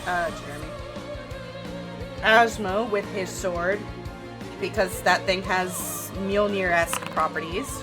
That hits you. Boomerang blade. Yeah. Do you have Uncanny Dodge twice, or do you only have it once? It's a reaction, so I can do It's it. a reaction, and it doesn't consume any like inbuilt resources. Okay, I would Correct. do it then. Yeah, I kind of figured. What is half of that? That would be... Yeah, hang on. Let me fix that. Wow, No, it's only that much. No! You dealt it you twice. just did 21 and 11. Shit, how much damage did I do? Oh my god, you were at 40... 32. 20. You did 32, because that was What? 21 and then 11. Okay, but what were you at last time? You were at 44, right? Okay, I minus just 10. Jesus Christ, Clover. But he's gonna do that again, because as soon as he gets it in his hand, he's gonna try that again. And I think that one also hits you. Yep.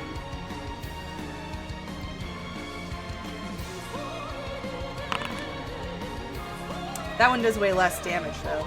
Does Uncanny Dodge work both times, or just for the first attack? I think it's only one, but Just the first one. Boop. Yeah, It's only one, because you only have one reaction. correct. Yep. He slices through you twice, again. But this time it's like, oh, I know why, because I'm God.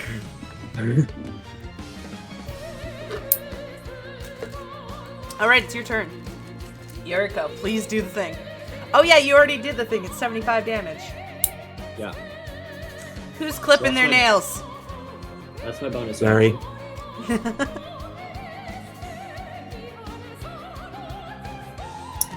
Alright. Anything else you want to do?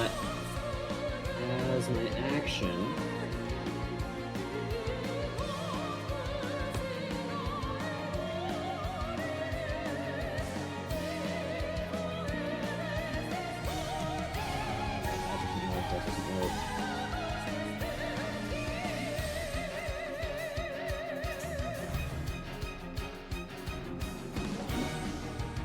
That's gonna be jack shit.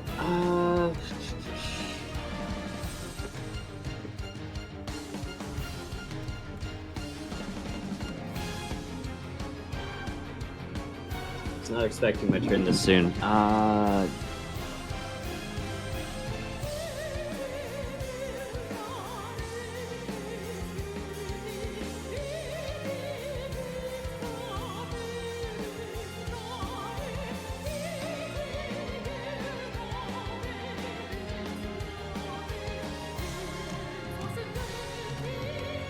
I guess the only thing left is Ray of Frost.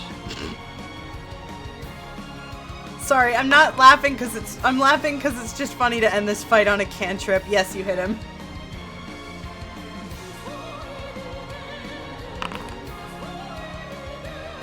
I mean, if it works, it works. It works, yeah. All right, is that your turn? Yeah. No, I'm moving over here. Oh shit! You Here. I have 40 feet because, Did you just intentionally move him out of the bubble? Yes. Okay, sure.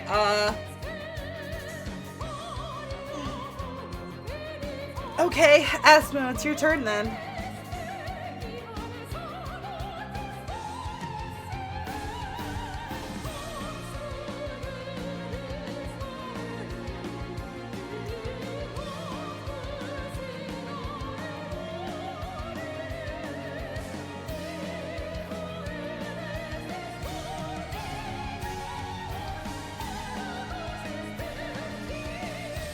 I just realized I was muted. I was wondering why you Yeah, I weren't was- saying anything.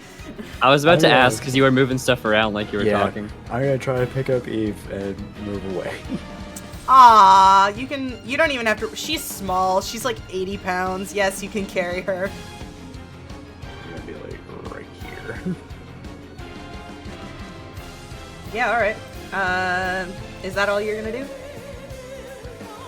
Bonus action. Even if I do, I can't do anything. I can't see him. I mean, you can get further if you dash. He can't see him because you're the light source. I said he can get further, like with Eve to. Oh, no, Check for Eve's... even more. Yeah, no, I think they're fine because, remember, like, as far as you know, Beast can't do anything right now because he's in the darkness. And also his speed is reduced by 10 feet. Yeah.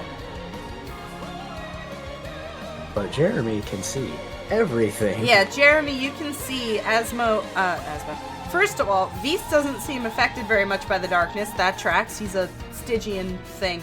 The other thing is he seems, again, for one of the few times you've seen him, actually, like, bothered. Usually, even when you're, like, weaker, he's, like, fucking championing. Right now, he actually seems like he's like, oh, fuck, I'm gonna lose this fight, and that's a problem. Well, Jeremy is definitely gonna take advantage of this moment Yeah. Now that to his HP's put both his hands on him and say, "Deals off, asshole." roll me Arcana with advantage. Because now, yeah. Oh! With that, you are able to push through and forcefully, like, he doesn't come off, but he does. You two can hear it almost like a wailing. You can hear a change. And then, after a brief pause, comes forward the Butcher, a very familiar face. And this is the end of combat.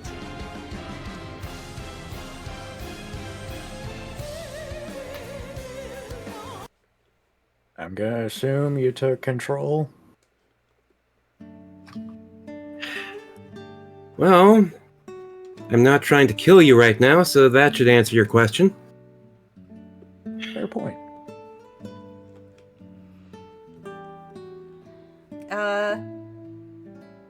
You can sort of hear the mask commiserating on his own, the three of you.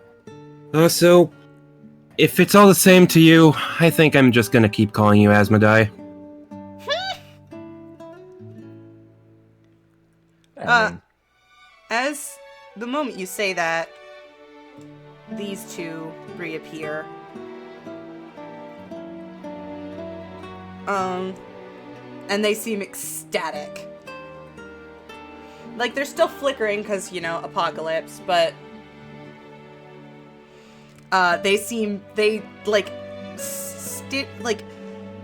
Reaper is his usual like trying to play it cool, but he's grinning like a madman, and Banshee is in tears. She's so excited. And you geez, you two are recognize acting like you haven't seen me for 10,000 years or something. more than that, actually. For you, you know it's been way longer than that. Eons and eons and eons. And you remember, you had a dream about it a couple days into the campaign, that Stygian is the reason why this keeps happening. Why this happened to you. But, like, they look so... Banshee is so excited. Millions of years, and my master's finally returned. And Reaper's like, now come on now, bitch, don't you start them waterworks or you're gonna get me going. God, it's good to see you again, sir. Yeah, well, it's certainly been a long time. Thanks to Eve here. Yeah, kiddo. Mostly thanks to that Jeremy friend you made. That too. I just Yuriko's kind of on the outside. Well, no, she sort of knows what's going on. Yuriko did see him. The more this day goes on, the more I realize that our party is made up of someone who's possessed by a demon, a god, and a very smart girl who knows a little bit of magic. We're a smorgasbord of oddities. I think this has been known. Yeah, so... yeah, the three of you... You remember... Now, Asmo, you understand probably why Eve has been calling you brother this whole time. Yeah. It's so good. Sure enough, after a minute or two, she starts to stir. Welcome back to the realm of the living. Good morning. I made you breakfast. And Yuriko's been heating up some wetting some rations. Oh my gosh. See, kid? Told you he'd pull through.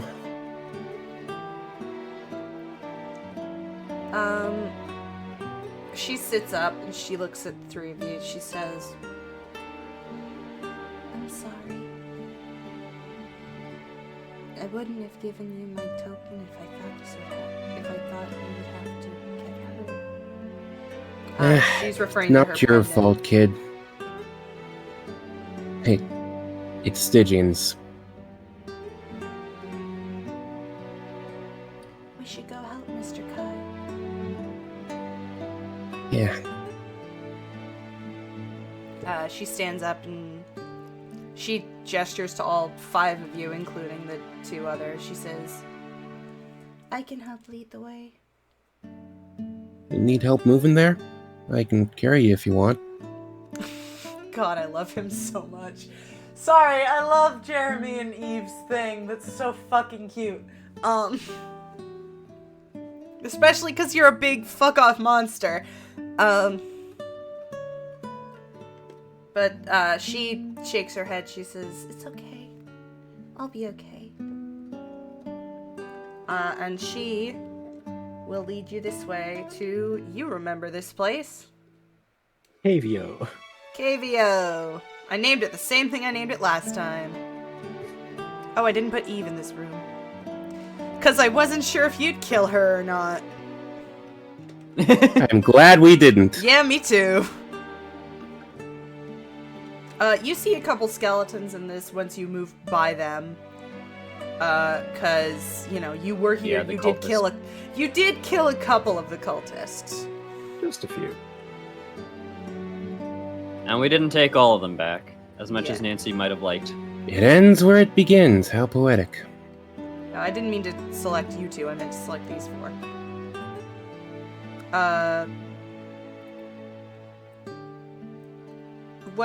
When you get to the end of the cave, it looks the exact same for a moment. Like there's a dead end, but she pokes her hand basically through the stone wall that's at the edge where you originally found Jeremy. And it's a illusionary wall. That is not... I meant to select all of them! God! And through that illusionary wall, you can step through. And you walk through what's kind of half reality and half just shattered darkness as you see this scene from as you're walking through this, you see sort of in your head two different perspectives of the same scene. One from up above, like an omniscient voice, and one directly down. You notice in the one that is like in the scene, a bunch of cultists surrounding you, surrounding this point of view, and they, including the one that you saw at the very beginning, holding a ritualistic knife, and you see as this cult leader stabs into the perspective you're looking at in 4 different places, and you hear agonized screaming as this happens. And oddly enough, you recognize that voice. It's Kai.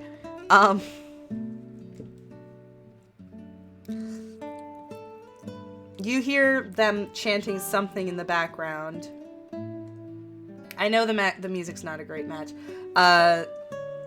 You hear them chanting something in the background that you, Jeremy, recognize as the same stuff they were chanting when you first showed up.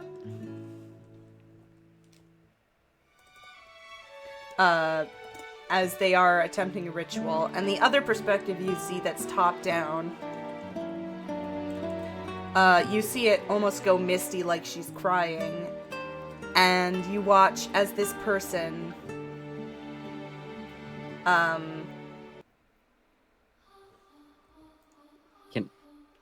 Never mind. sort of you see darkness form from this person. Why can't I see anything all of a sudden? That's weird. And flood the area, and basically all the cultists are either washed away or destroyed by this flooding darkness coming out of each opened up wound on this person. And as you go down this hall, you see, encased in both stone and ethereal, like black, is a stone on a dais, is a stone version of the boy you've been helping this whole time.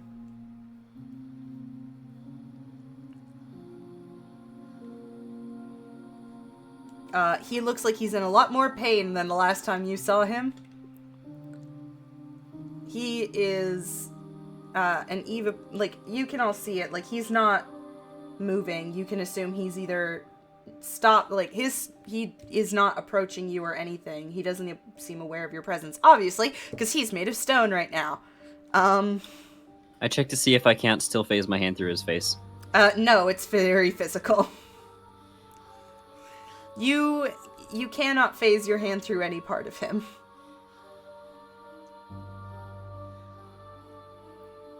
But Eve does approach him as you approach him as well. And she looks around at the whole area and she says, Mama put herself into many different things and people. I think Mr. Kai was the biggest form other than me. And I'm supposed to take that magic and become closer to being Mama. But I don't think I want that. And she lays a hand on Kai, and your eyes get brighter and brighter and engulfed in a bright light as she does that. And the three of you end up in a very similar room. You recognize this place. Ish. It's the same place you remember seeing Pirak in, but this time, there's a much smaller person there, and she looks much nicer.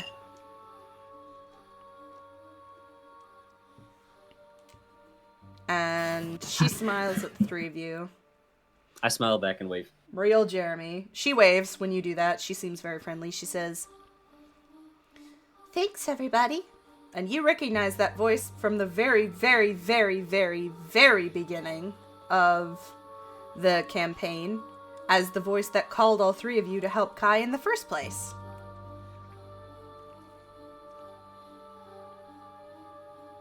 And finally, the curtain is lifted. I thought that the three of you seems- were the best. It seems like Kai needs help again, and unfortunately, I do not have the magic required to fix what he is now. Mr. Kai will be okay. Don't worry. That's the reason why we chose him.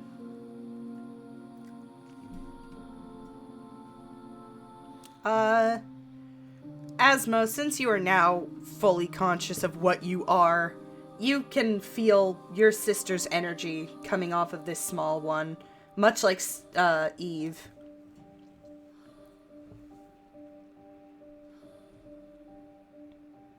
So it's Solstice. Solstice? Yeah. Okay, yeah. A piece of her, at least. Well, Solstice, I guess. Good to Oh, see you again, or at least part of you. Yeah. You can call me Curiosity if you want. I'm not really... When Stygian released all her power and split into so many pieces, of course, Solstice did the same thing. A lot of us are tied together, she and I. I think the world needs a break from the two of us. Right now, we're just waiting to be put back together. And who knows how long that will take, but that's okay. But that's why I wanted to call the three of you. Not only did I think you could help Mr. Kai, but I also thought that Mr. Kai could help the three of you. And just look. You found Miss Lavinia. You found out that you were sacrosanct, and Miss Yuriko, you were able to, well, live a new life, make new friends, live a new, without, you know.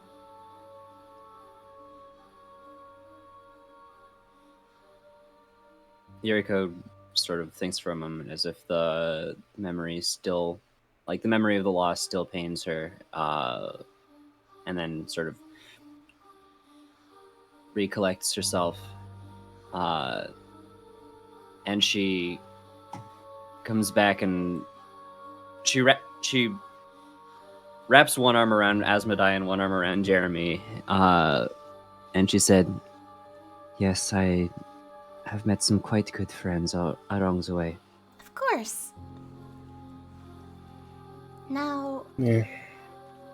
I am sorry that I can't remove Mr. Visara, and I know that you want me to, but I think you're gonna be in good hands now. It's alright. Hmm?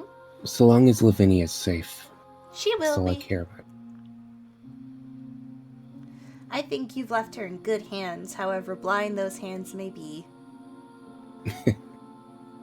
Yeah, I think so too.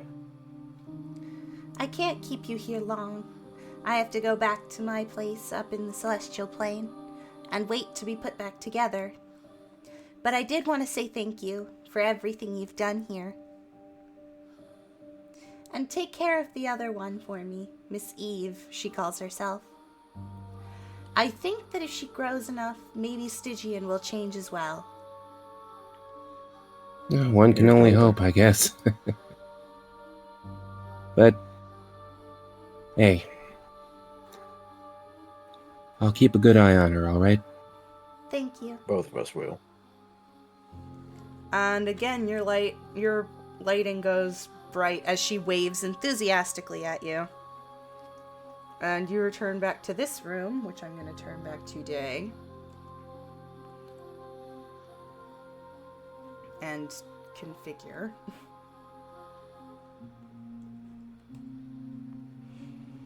As you see, lying now. Oops. Turn that off. Light switch.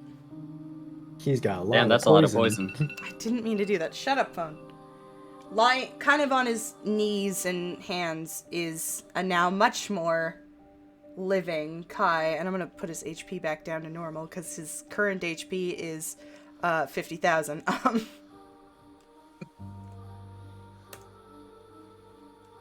There we go.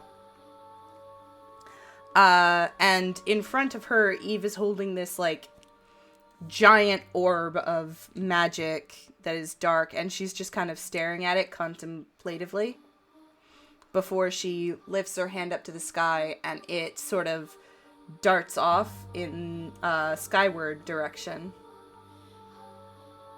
And she just looks at it as it floats off.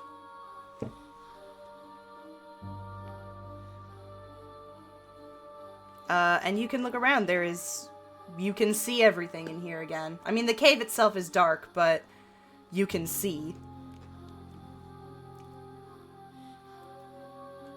I mean, as far as we've seen so far, it's pretty much just like a really long worm tunnel. Mm-hmm. A wormhole, if you will. But yeah, Kai is on his hands and knees. He's kind of breathing heavy. You just stood on top of Eve. Oh. Didn't see you there. He sort of takes a minute to breathe, and then he looks around. He sees the three of you, and he stands up, and he's like, what happened? Welcome to the land of the living. So it was a bit of an apocalypse, but it's done now. Also, say hi to Eve. Eve steps forward and takes his hand, and he pauses for a moment. He's like, you can,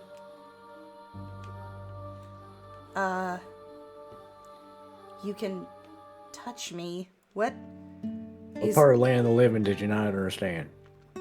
I try to grab his other hand. It works. You can grab him. What did I remember doing that thing, and I was so excited to see my family, and then I disappeared for like a few minutes, and now I'm here.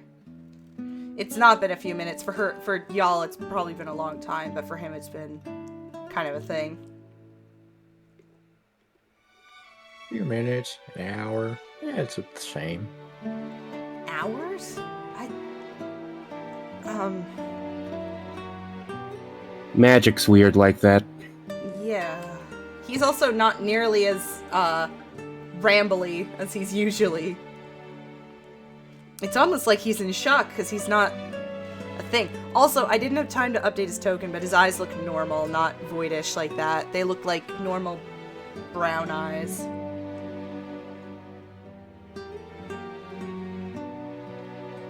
As he looks at the three of you, he's like, so, I'm guessing I was wrong about the whole sister thing?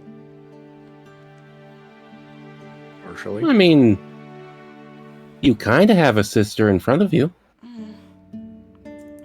In a weird way, but yeah.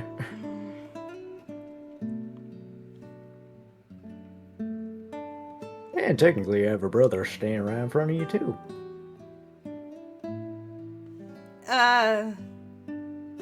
It's gonna take a while to explain. Walk with us, we'll clue you in. Okay. Sure.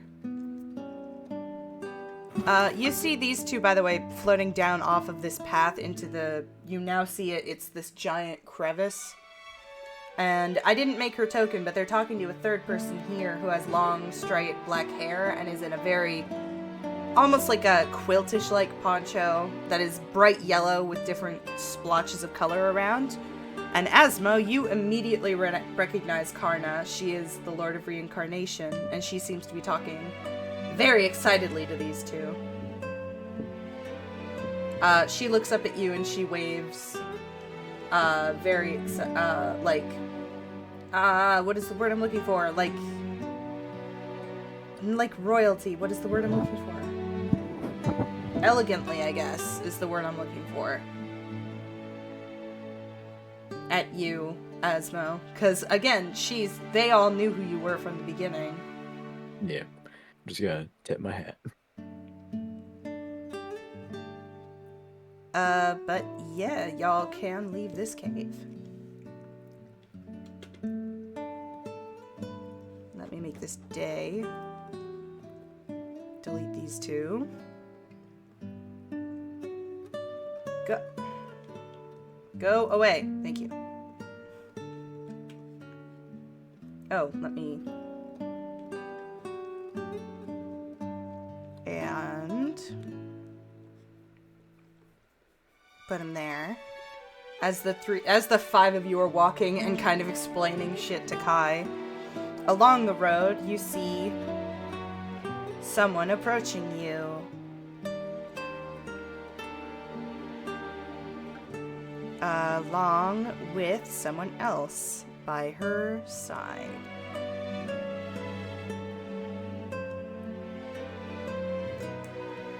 Helping her walk.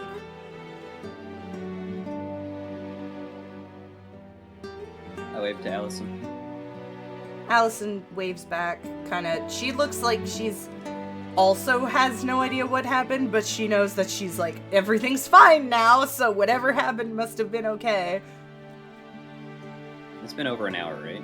It's been a very long time, yes. Okay. Nancy approaches and says, I assume things are all right now, given that I can breathe out here. Yeah, Oh no, we're all dead. This is the afterlife. Do you like it? I would be upset by your sarcasm if I wasn't overjoyed, can't you tell? This is overjoyed? I know. And you'll learn to notice it. I'm actually out here to grab that, and she points at you, Yuriko, at the lantern. If it's all the same to you, I'd like to get that thing as far from Visara as possible before he tries anything. Wise decision. And she takes it from you, Yuriko. And she looks behind you and she says, and who is the boy you've picked up? And he kind of sheepishly is like, hi. She's, oh, you didn't kill him. Well, we supposed to? I didn't know that wasn't I didn't know it was optional. There are always options. I assume this means he's no longer got godly powers. He's like, he sort of shrugs. He's like, I don't think I do. She says, good. Then if I kill you, you'll finally leave me alone. And he stiffens. And she says, you can relax. I'm joking. I suppose I should You're gonna have to get used to that. She does that a lot. I suppose I should congratulate the three of you for fixing what I started. I should have been honest with you about what could have happened, but I was too curious about who really summoned you to not to tell you.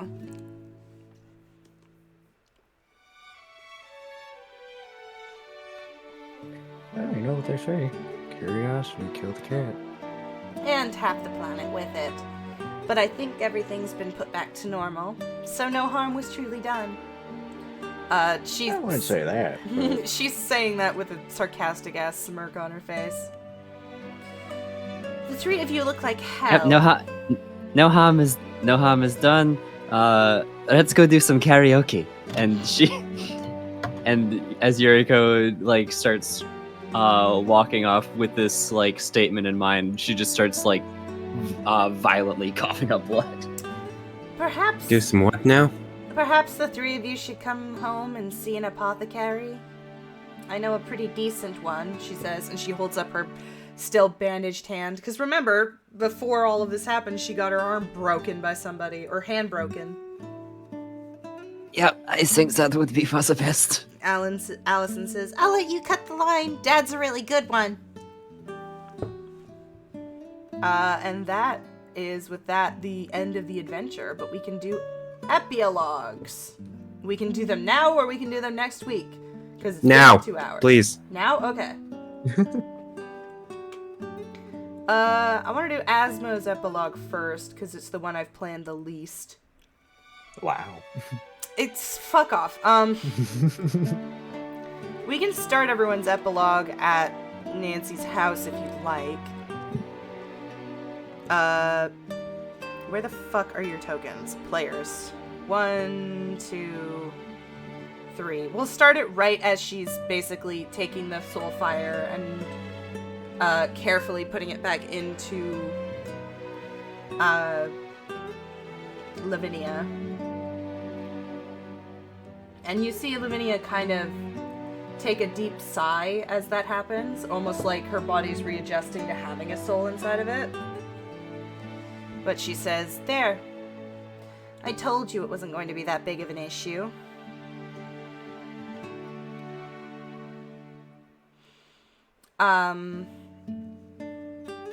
She turns to the three of you. She says, "I'm going to have my hands full fixing whatever's happened to this girl. I suppose this is the end of our meeting. I don't suppose you're ever going to want to come by my place again. I tend to be antagonistic that way." I could stop by once or twice. Man, You're going to have to. would love to. I mean, even after this. I mean, not many people can understand what I'm saying. And we still need to have a rematch.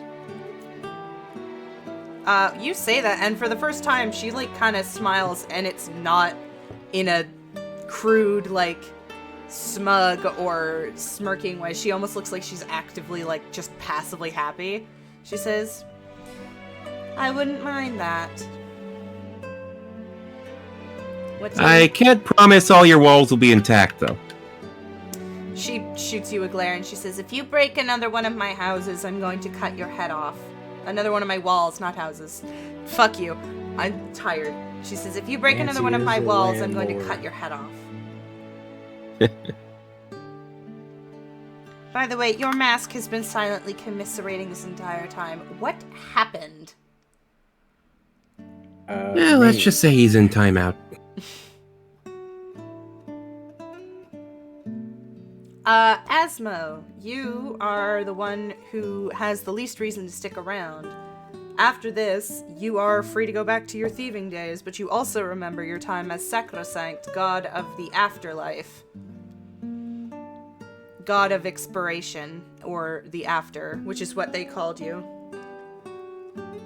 What do you... let's place you 3 weeks removed from this event, after everything's been done. What have you been doing in this 3 weeks? Well, first, I go to Octavo and check in with Malcolm, see how he's doing. Hang on, let's go there. Shit, Octavo's not in the maps anymore because we reset. I forgot. Because your thing crashed. I mean, last we checked, he's in Skyria. Yeah, but it's been 3 weeks. He's probably returned since then. Hang on, I actually need to get this map back loaded. Give me a second. Technical difficulties. Man, even in the fucking epilogue, I can't escape these.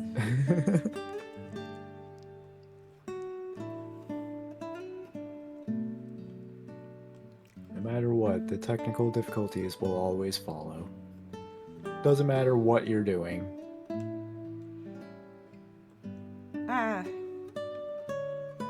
I could start playing the fucking Curb Your Enthusiasm theme.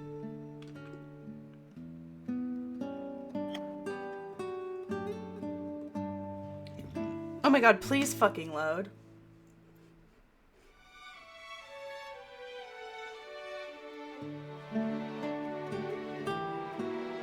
Out of curiosity, is the idea for mine to go last? So I feel like it would be a good ender. Yours is second. Okay. Because I have a lot of shit to have to do with Oh, I guess I could do yours last, actually. Oh my god. Okay, there. Jesus.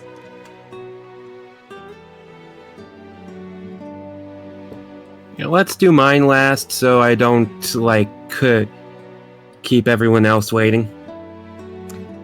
We can do it in either order, really. Well, you said you got a lot in store for me, so Yeah. I don't want to... Mainly, yeah, but yours Mine's- is gonna mine's end on a pretty- joke. Mine's pretty short Yeah. and sweet as well, so it's like. Oh my god, please fucking work. Why aren't you working? What is happening?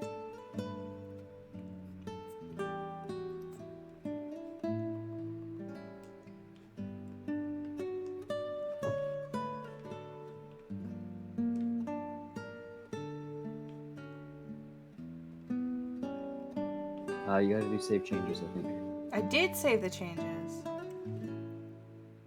Oh my god, can we do Theater of the Mind for this scene then? Jesus, because nothing's working now.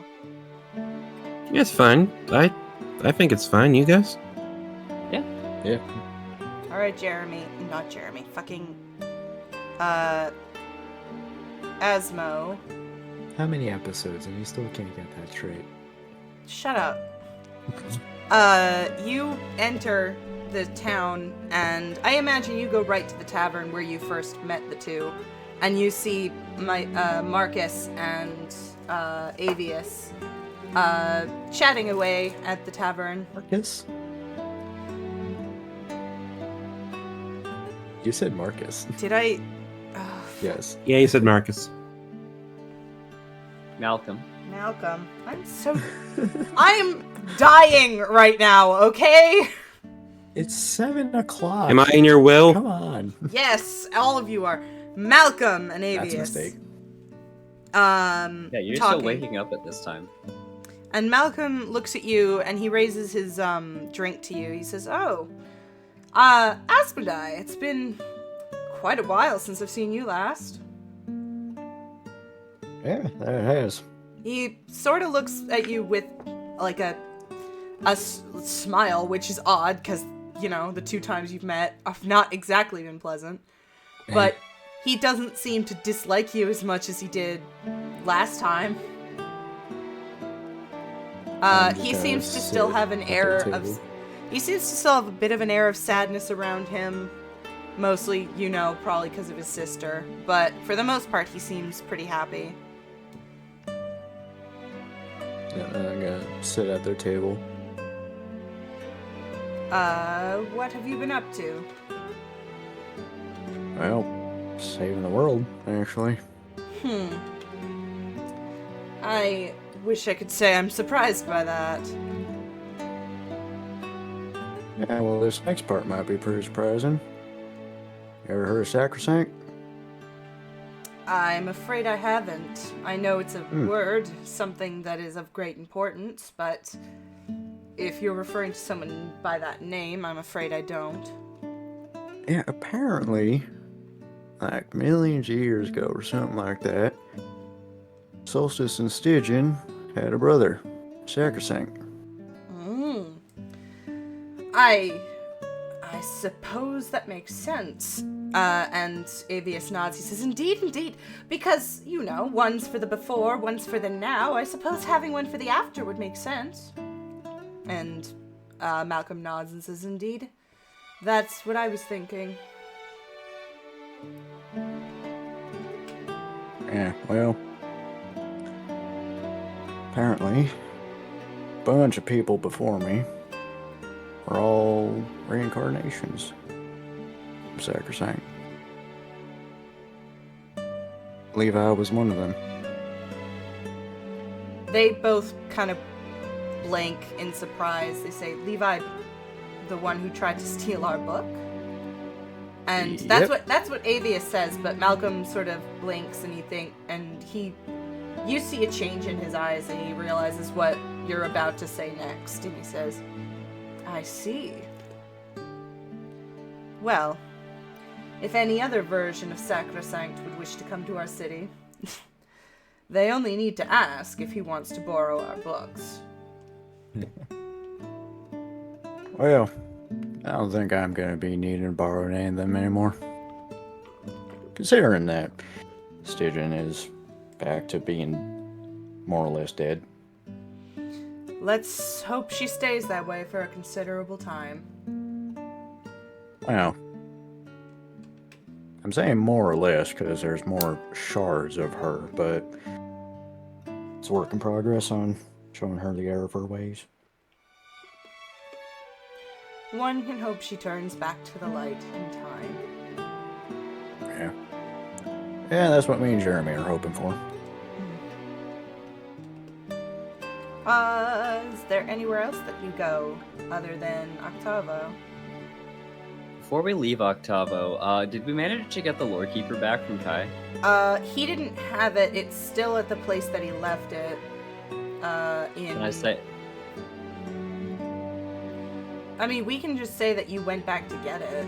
That's fine. Yeah, I went back to get it and I give it back to them. Yeah, I imagine you've done that in the last 3 weeks during, Asmodee's thing.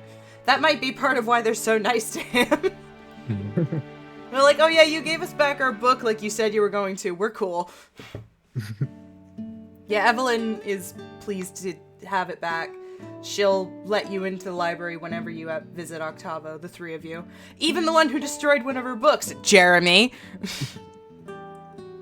I said sorry!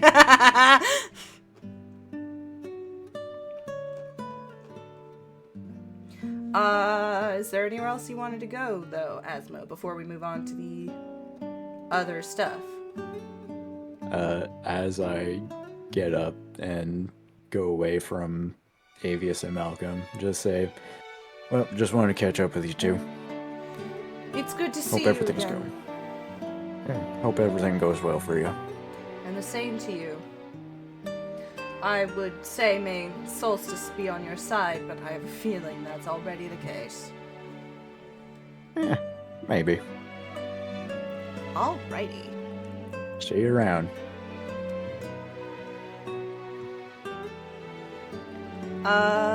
Is that all you want to do? Or do you have anywhere else? Yep. Okay, let's do Jeremy next. So, immediately when she puts this back in and Jeremy, you're there, she says, she takes a sample of Lavinia's blood and goes through testing it. And she shows you a vial that is a deep, sort of really dark red that's almost black, and she asks what color it is. I imagine you just tell her. Yeah. She pauses when you do, and she says, Nightshade. Impressive.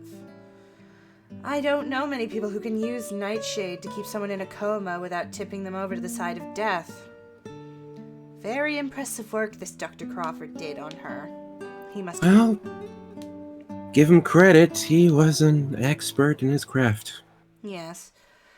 Unfortunately, that does mean this is going to take a while. But your tree friend over there, and she points to the room that Aganos has sequestered himself into,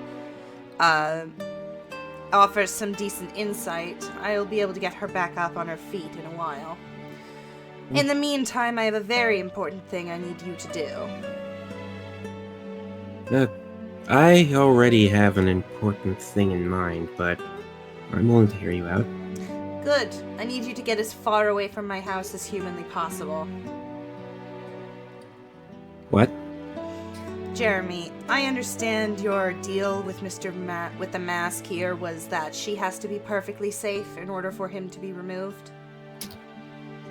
You're worried the removal would cause collateral. No, I'm worried that your existence will cause collateral. Currently, the only thing that causes her any danger is you, because of the grand amount of enemies you have, the grand amount of power the mask has, and his great desire to cause you suffering. Right now, if you remove yourself from this place, she has the best chances of surviving, and you will have the best chance of being freed. Go somewhere you won't be persecuted, I don't care where. Just stay away from here, and you'll know when it's safe for you to return. Yeah, that makes sense. Alright, So long as this helps Lavinia, I'll love her from a distance. Aww. All right, and you But said you had your Before I go, I need to make a pit stop. Okay, where are you going? To see Eva. Oh, the girl? Yeah. Well, you don't have to make that much of a pit stop. She's outside, waiting for you.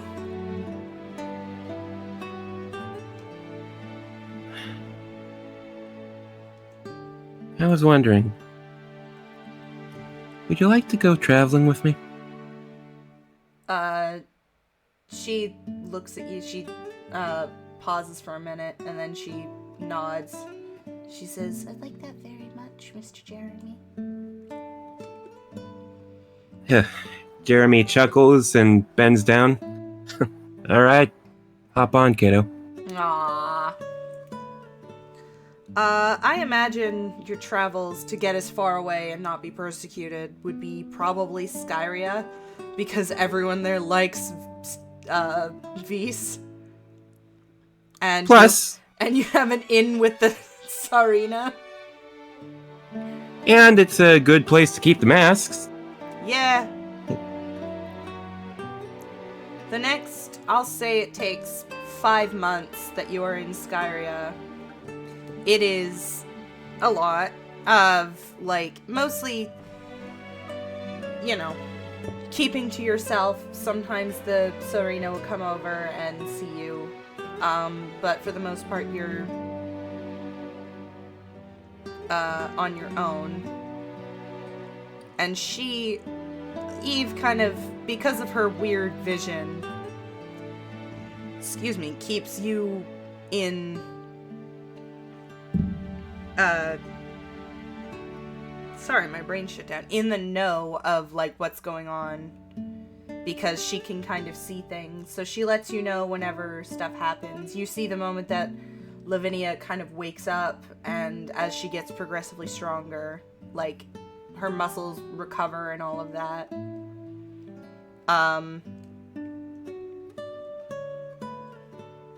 And after all these months, you are out doing things for the Skyrim people when, just like you did in Crawford's home, you feel this immense body encompassing pain that just knocks you off your feet. And when you awaken, you are in a Skyrian hospital, and Eve and the Tsarina are by your side. And the Tsarina, looks at you and she says, "Oh, I did not think you'd waken. You've been asleep for 3 days. Are you doing all right?" Other than muscle aching, a throbbing headache, and a ton of other stuff. Yeah, I guess. Did something happen between you and Lord Visara? She asks this as she pulls a mirror out from, like, on her lap and hands it to you. But you don't even need to look at it. As you raise your hand to take it, you see it's different, and you know what's happened. Sure enough, when you look yourself in the face, it's, you know, you still have a lot of, like, marks and scars and stretching from being... But it's me. It's you.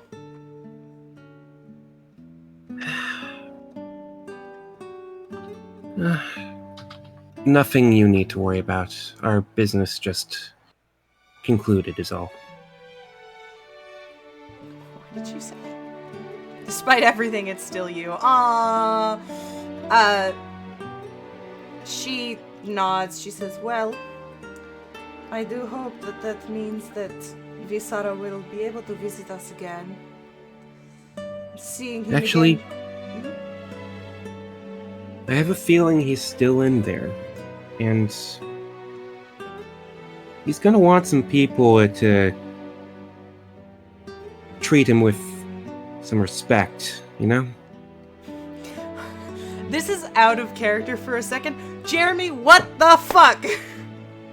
I'm not listen, this is adorable and I love Jeremy, but what the fuck? He tried to kill your girlfriend. Why are you being nice to him? Listen, I'll be honest. Acer and I, we had a falling out, and I don't think I can forgive him, but... Well, let's just say I'm trying to set a good example. Trying to show that people should have second chances. I see. Well, if I am able to find him, I would let him know that you say such thing. I'm sure he will find appreciation. Lord of Justice is to take this very seriously. Or amusement and confusion, but I'll take it. But she stands, she says, as long as you are welcome to stay as long as you wish, but I imagine you have somewhere to be. Skyria is not typically the best place for people of South to stay. It's probably the first time, by the way, for you that you've felt how cold Skyria is and it's actually bothered you, even in this building. Well, Yeah, like he's under the blankets. And he's yeah, but shivering. that depends. Eva, you want to get moving, or It's just you want Eve. to? Eve, you want to get moving, or stay here a bit longer? I want to meet the pretty lady. She is pretty, isn't she? Alright, I guess that's our answer. Alright, the train will be here until the morning. Thank you for having us. Of course. And as she leaves the Serena, you see Eve stand, and she's now clutching in her hands the mask, the blood mask that you once wore, and it seems to be, its eyes are darkened, it does not look active, and you cannot feel its pull like you did the first time you met it.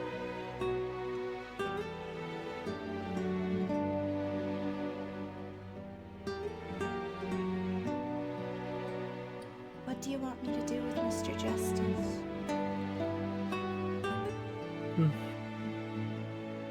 Leave him here. I'm sure they'll take good care of him. Alright.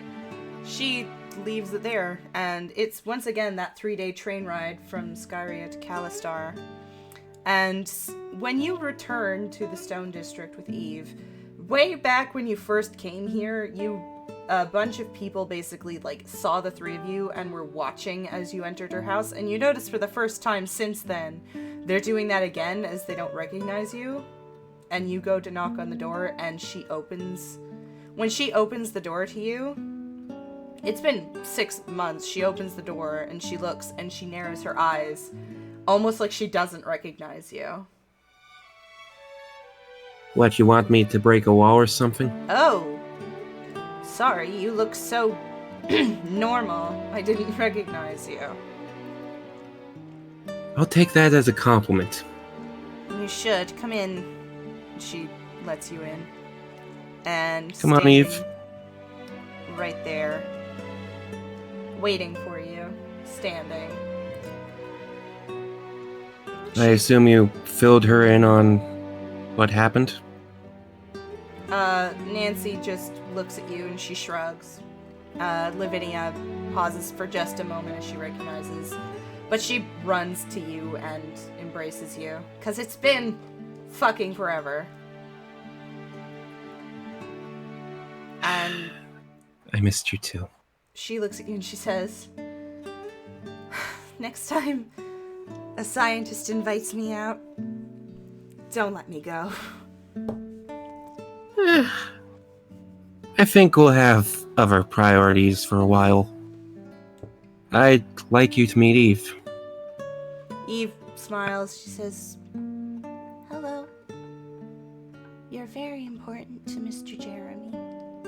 and she nods. She says, well, he's very important to me too. Where'd you meet this one? And Eve interrupts. She says, "Oh, he threw me out a window." And with that, let's go to Yuriko's scene. So there's another reason that I kind of wanted to do mine last, which is that it's going to involve everyone, so I needed to figure out sort of the time scale. Yeah. So, this is maybe a week after Jeremy's reunion scene.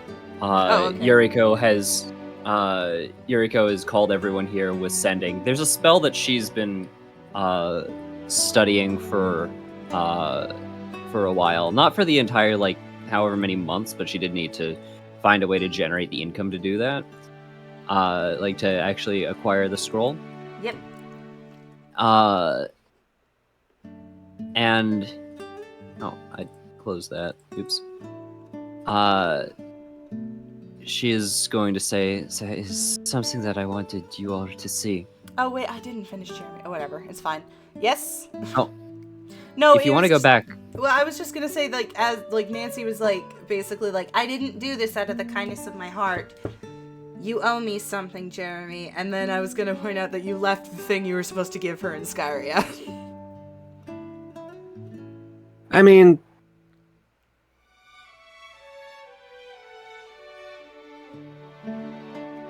hey, Nancy, you ever thought of visiting Scaria?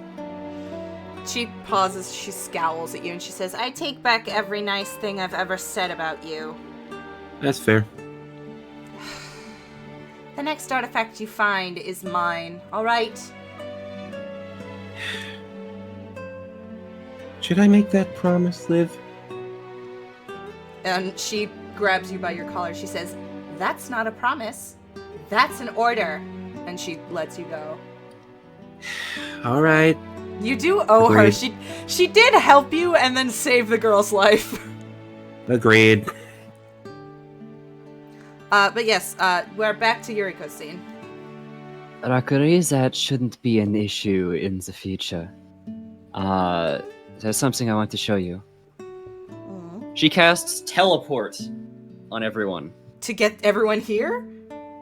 No, not to get everyone here. Hold on, how many people I can know I where actually you're target taking with her. this? Boop. Yeah. Up to 8 creatures. So I'm taking myself, Asmodai, Jeremy, Nancy, Lavinia, my 2 retainers. Is there anyone else I want to... God damn it. Eve? Eve. Yeah. Give me a sec. I'm trying to remember who else is in that thing. I think that was everybody. Have to not summon Nisako. No, fuck it. I'm bringing Kai and Allison too. Oh, wait, I you can't. I bring Allison. That's fine. Kai deserves it more. Does he now? I mean, He's- he did kind of summon the apocalypse. He I feel didn't- like Allison deserves it more. He didn't mean to. Yeah, you bring them out here to this beautiful fireworks display. I imagine. So this is for context.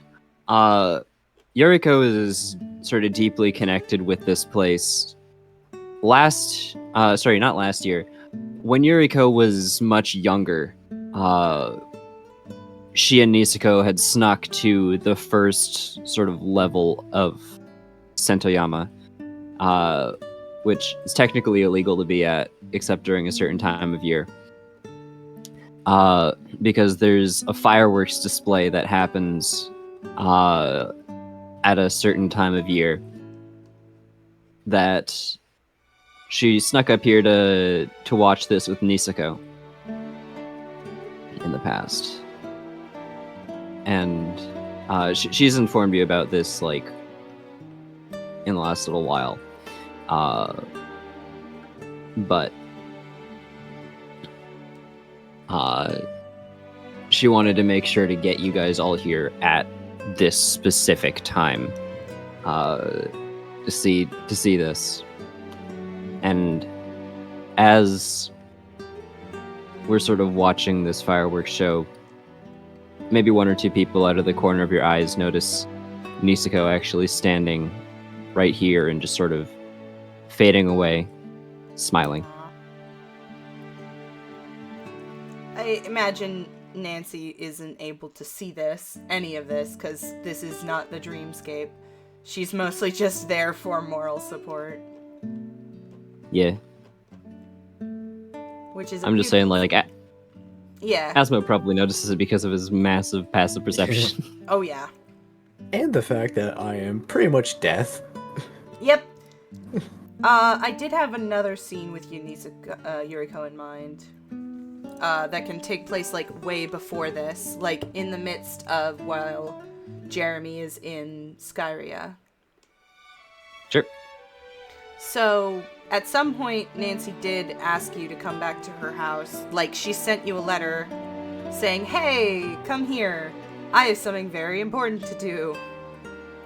Which is weird, because she doesn't usually... Because, you know, she's callous. As you enter her house, you hear her setting something up. I don't know why I put her at a ritual table. She's, like, here.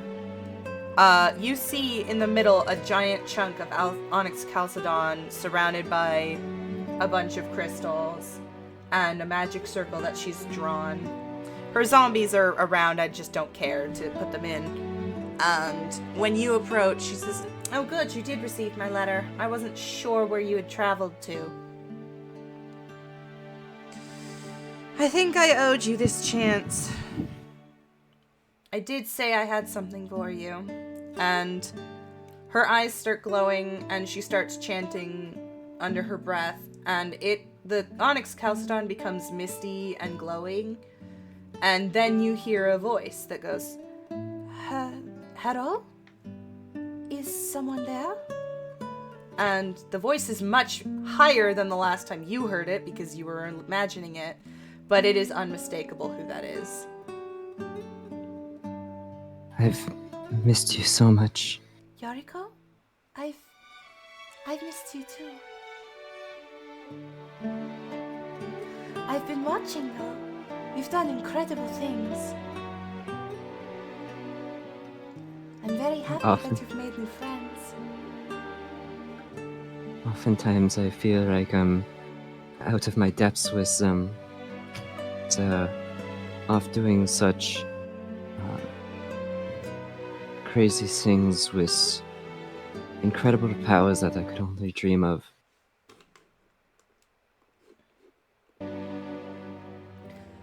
I think you have incredible power of your own. I don't think you need to have theirs. I've been watching what you can do. I wasn't suggesting I should. They wouldn't have been able to do what you did without you. You saved the world. I saw it. I'm happy I'm able to talk to you again. How have things been in the afterlife? The people here are very nice.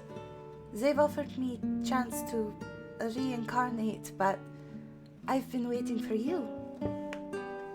I want to go together so that we can be friends again in the next life too.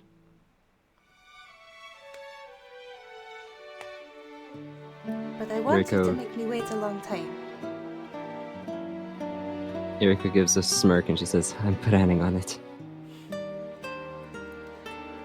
You see Nancy's kind of straining now, as if she's meeting the end of her spell, and she says, It's getting harder to see you, but I'm going to keep watching over you. Please do. I will put on quite a show for you. I love you, Yuriko. I love you too. and the onyx goes back to its usual opaque self as Nancy ends her spell. She says, I'm sorry I couldn't do much more, but her anchor point here was swallowed by a monster. Yuriko runs over and hugs Nancy. Yeah, Nancy kind of pauses for a moment before she reciprocates. Yay, friendship! And then, Thank yeah. you.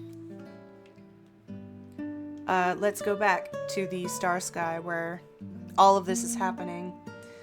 Eve next to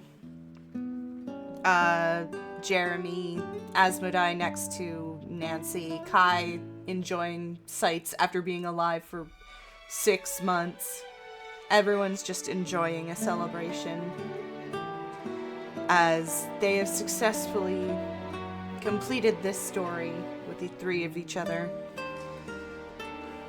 And everyone managed to live without proper sacrifice. The end. Yay! Congratulations, Yippee! everyone! We did it. Oh my god! We solved the god puzzle. Solved the god puzzle!